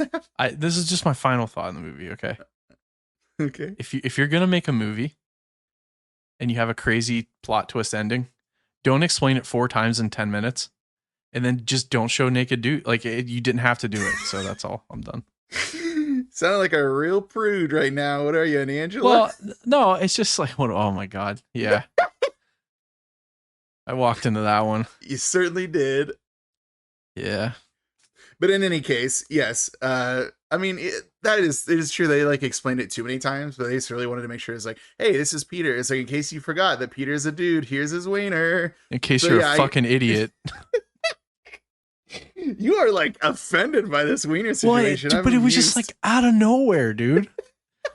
Like if they had like other like shower scenes and crap or some other stuff that they even like talked about, I don't know. Well, those are the ones where they hint at it, like how like Angela never goes in the water, Angela doesn't shower with the girls, like it comes up and stuff like that. So like, I think we obviously get it, dude. Those moments are like glossed over by the fact that like Judy's just like a terrible person to her. So you think like, oh, like Judy's just being mean. This is nothing to worry about. It's like, oh no. There's a reason for it, and it's because Angela is a dude. But anyways, anything else to say besides that you don't want to see a wiener in a twist ending, I guess? Like a kid, it's a child. Like there's so many problems here, dude. Like, anyways. Well, you didn't know it wasn't the actual girl because it was a guy. But it's implied. Now you're starting to read too much into it. You're starting to creep me out. Yeah, all right, we're good. I don't like it anymore. So here's the update. I want to get off this ride. Oh yeah, you want to do that housekeeping now? After talking about wiener stuff for a while. Guess what came in the mail? Was it Supernaturals on VHS? Rebellin de Growlin. So, way cooler title, by the way. But yeah, so Supernaturals, the German version on DVD came. I haven't watched it yet. I might try to talk you into kind of hanging out and watching it and see if it's better quality. But I will promise you that if we get 2 minutes in and it's not better quality, we're not watching it again. So, but I do have it. It is here. It is safe in my custody. The box art is fantastic. Actually, at first I'm like, is this even the same movie? I thought it got ripped off, but it shows a couple. Good. That title is it Growling like horror? Because I remember that Nosferatu's German title is like that translates to a symphony of horror. Yeah, I think it's the Rebels of Horror, or I can't remember because the DES changes the. Here, let's look it up. Yeah, it's like Eine Symphony. Rebels of Horror. Yeah, I was right. Rebels of Horror, which is cool because it's like Rebels. It's like the Confederate rebels. Oh, true. They are. Like, it's kind of. It's a cool title. It's better than Supernaturals. But some of the decisions these companies make sometimes are like of how they choose artwork and titles. I don't really understand, but yeah. So all right, so you have it, and we're gonna be watching that to see if it's better quality, and if it's not, we will not continue to watch it. Yep. Was that the only housekeeping you had? Was just that was it. Yeah. Bring up that you have a VHS of a previous movie that was terrible, and now we'll see if it's slightly less terrible. Oh, is it DVD? Yeah, sorry. Yeah. Oh, it's a DVD. Why did I think it was a VHS this whole time? No, I got a DVD. That's why this was so important, because there's only one version of this movie on DVD, and it's the German version for unknown reasons. So yeah, I got the DVD. Let's hope it works. Yeah, in the words of Bib Fortuna, De Wanawanga. So yeah, that'll be fun. But all right, so we'll be watching a German version of Supernatural, see if it's better. Yep. In the meanwhile, as our audience members know, this was part 2 of our 3-part summer TRI-SLASH-A-THON, enjoying these summer slasher movies. I do love that this one was barely a slasher. It's like arguably 2 slashings that actually occurred in it. Granted, I don't think you have to slash. You can also do other things, but like there's not a lot of like killings were done in a manner that would ordinarily be considered slashing. You could gash. Well, that's the thing, is like it's like, I don't know. I think you think of like a edge bladed weapon is usually at play. Like it can be like an axe, it can be a machete, it can be a knife. It's like not usually bees.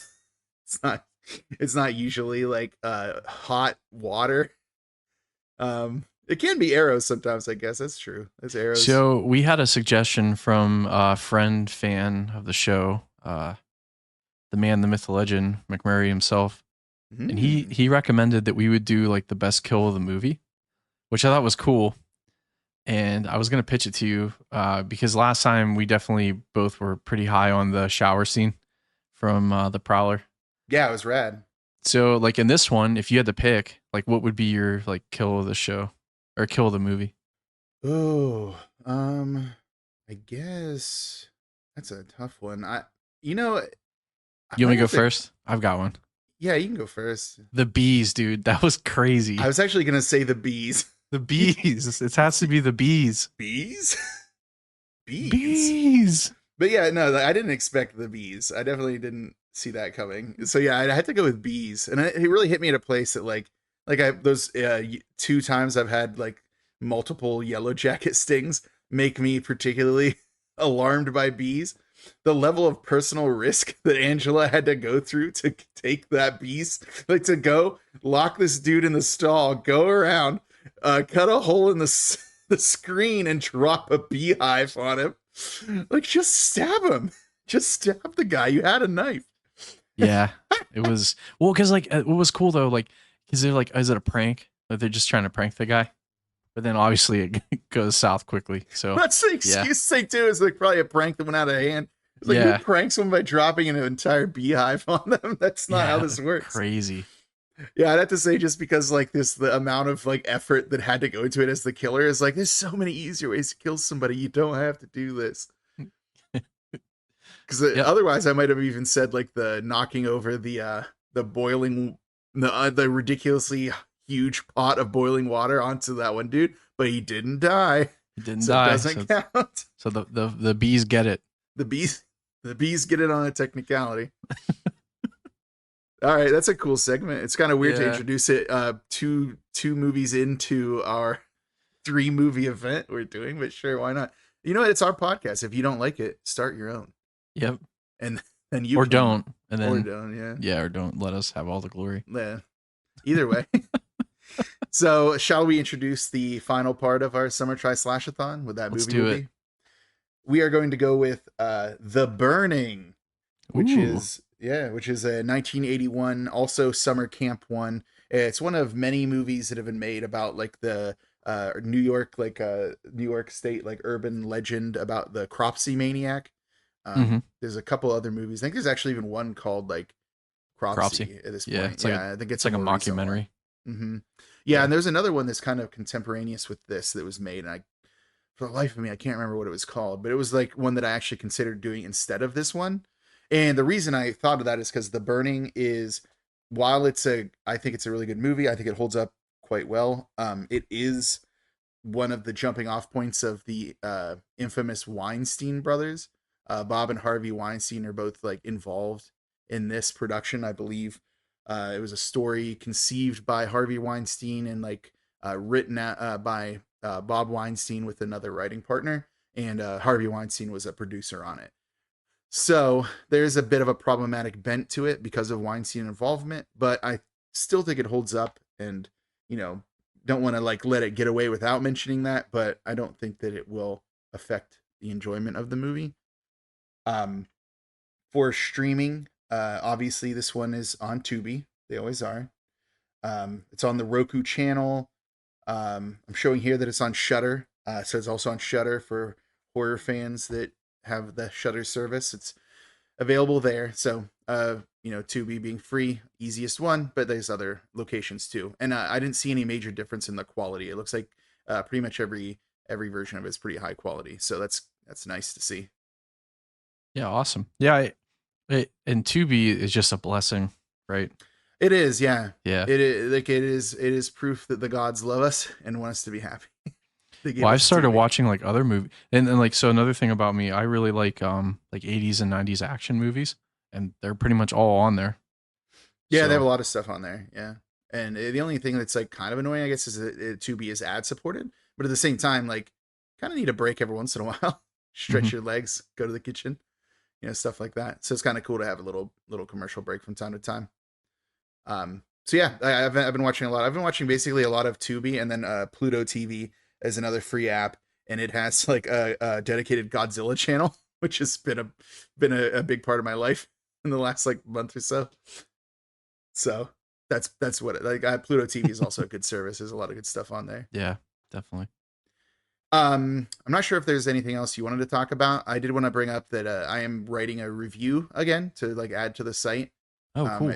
Yeah, it's on actually it's on a horror movie this time. It's Unwelcome, which was a recent movie that was actually released.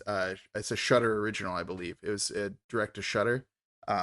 Pretty good movie. I really enjoyed that one. So just a side recommendation if everyone is interested. Nice little folk horror movie about a couple that have some trouble in London with some criminals who attack them. So this husband and his pregnant wife decide to move to a house he inherits in Ireland. And there's basically like a forest dwelling red cap gnomes out there. That's awesome. Yeah. It's a real I'm instantly more interested. It's like one of those movies that like I remember like there's like one moment, I don't want to like spoil it because like when they get there, like one of the neighbors is like, don't forget to put out like, liver every night for the red caps. It's just like one of our old superstitions or whatever. And they kind of like laugh it off or whatever. It's like, no, they're out there, man. They're real. And it's like really cool. Like the way like there's a moment in that movie where the movie just like goes completely wild. And I just love that moment of the movie. It's like a lot of like dragging up, like, oh, they moved to the country and they're living a new life and they're trying to get their house fixed up. And then suddenly gnomes or goblins kind of like, it's like kind of funny. That's awesome. I'm going to watch that like probably tomorrow. Yeah, it's so good. And yeah, I'm writing up a review for that I'll send to you for like getting on the site. So hopefully that'll be done this week as well. So. Oh yeah, we have a website. Yeah, we do. We have that website. Dynamismedia.com. There you go. Yeah, my older reviews are there, and like I said, I'll be adding this one. And I've honestly seen a couple of bigger movies lately too that I would like to write reviews for. I just kind of ran out of steam on some of those because it was like Guardians of the Galaxy Volume 3 and The Flash. Right. It's like these are huge movies. Like no one needs to know my thoughts on that, but right. Well, I do. So well, maybe I'll do one for those too. We'll see. All right, sick.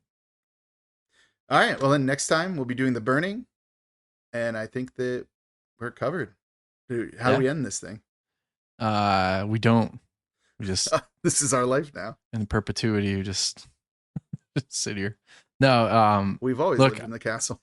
I think I appreciate everyone, the support, all the feedback we're getting. It really helps us. So if you want to, go ahead, leave a review, share with a friend, and just if you want to reach out to us, we'll talk to you. I think maybe. Unless we miss it, but we'll try. So yeah, that's all I had. So I've been Shane. Yes, and I've been Stefan.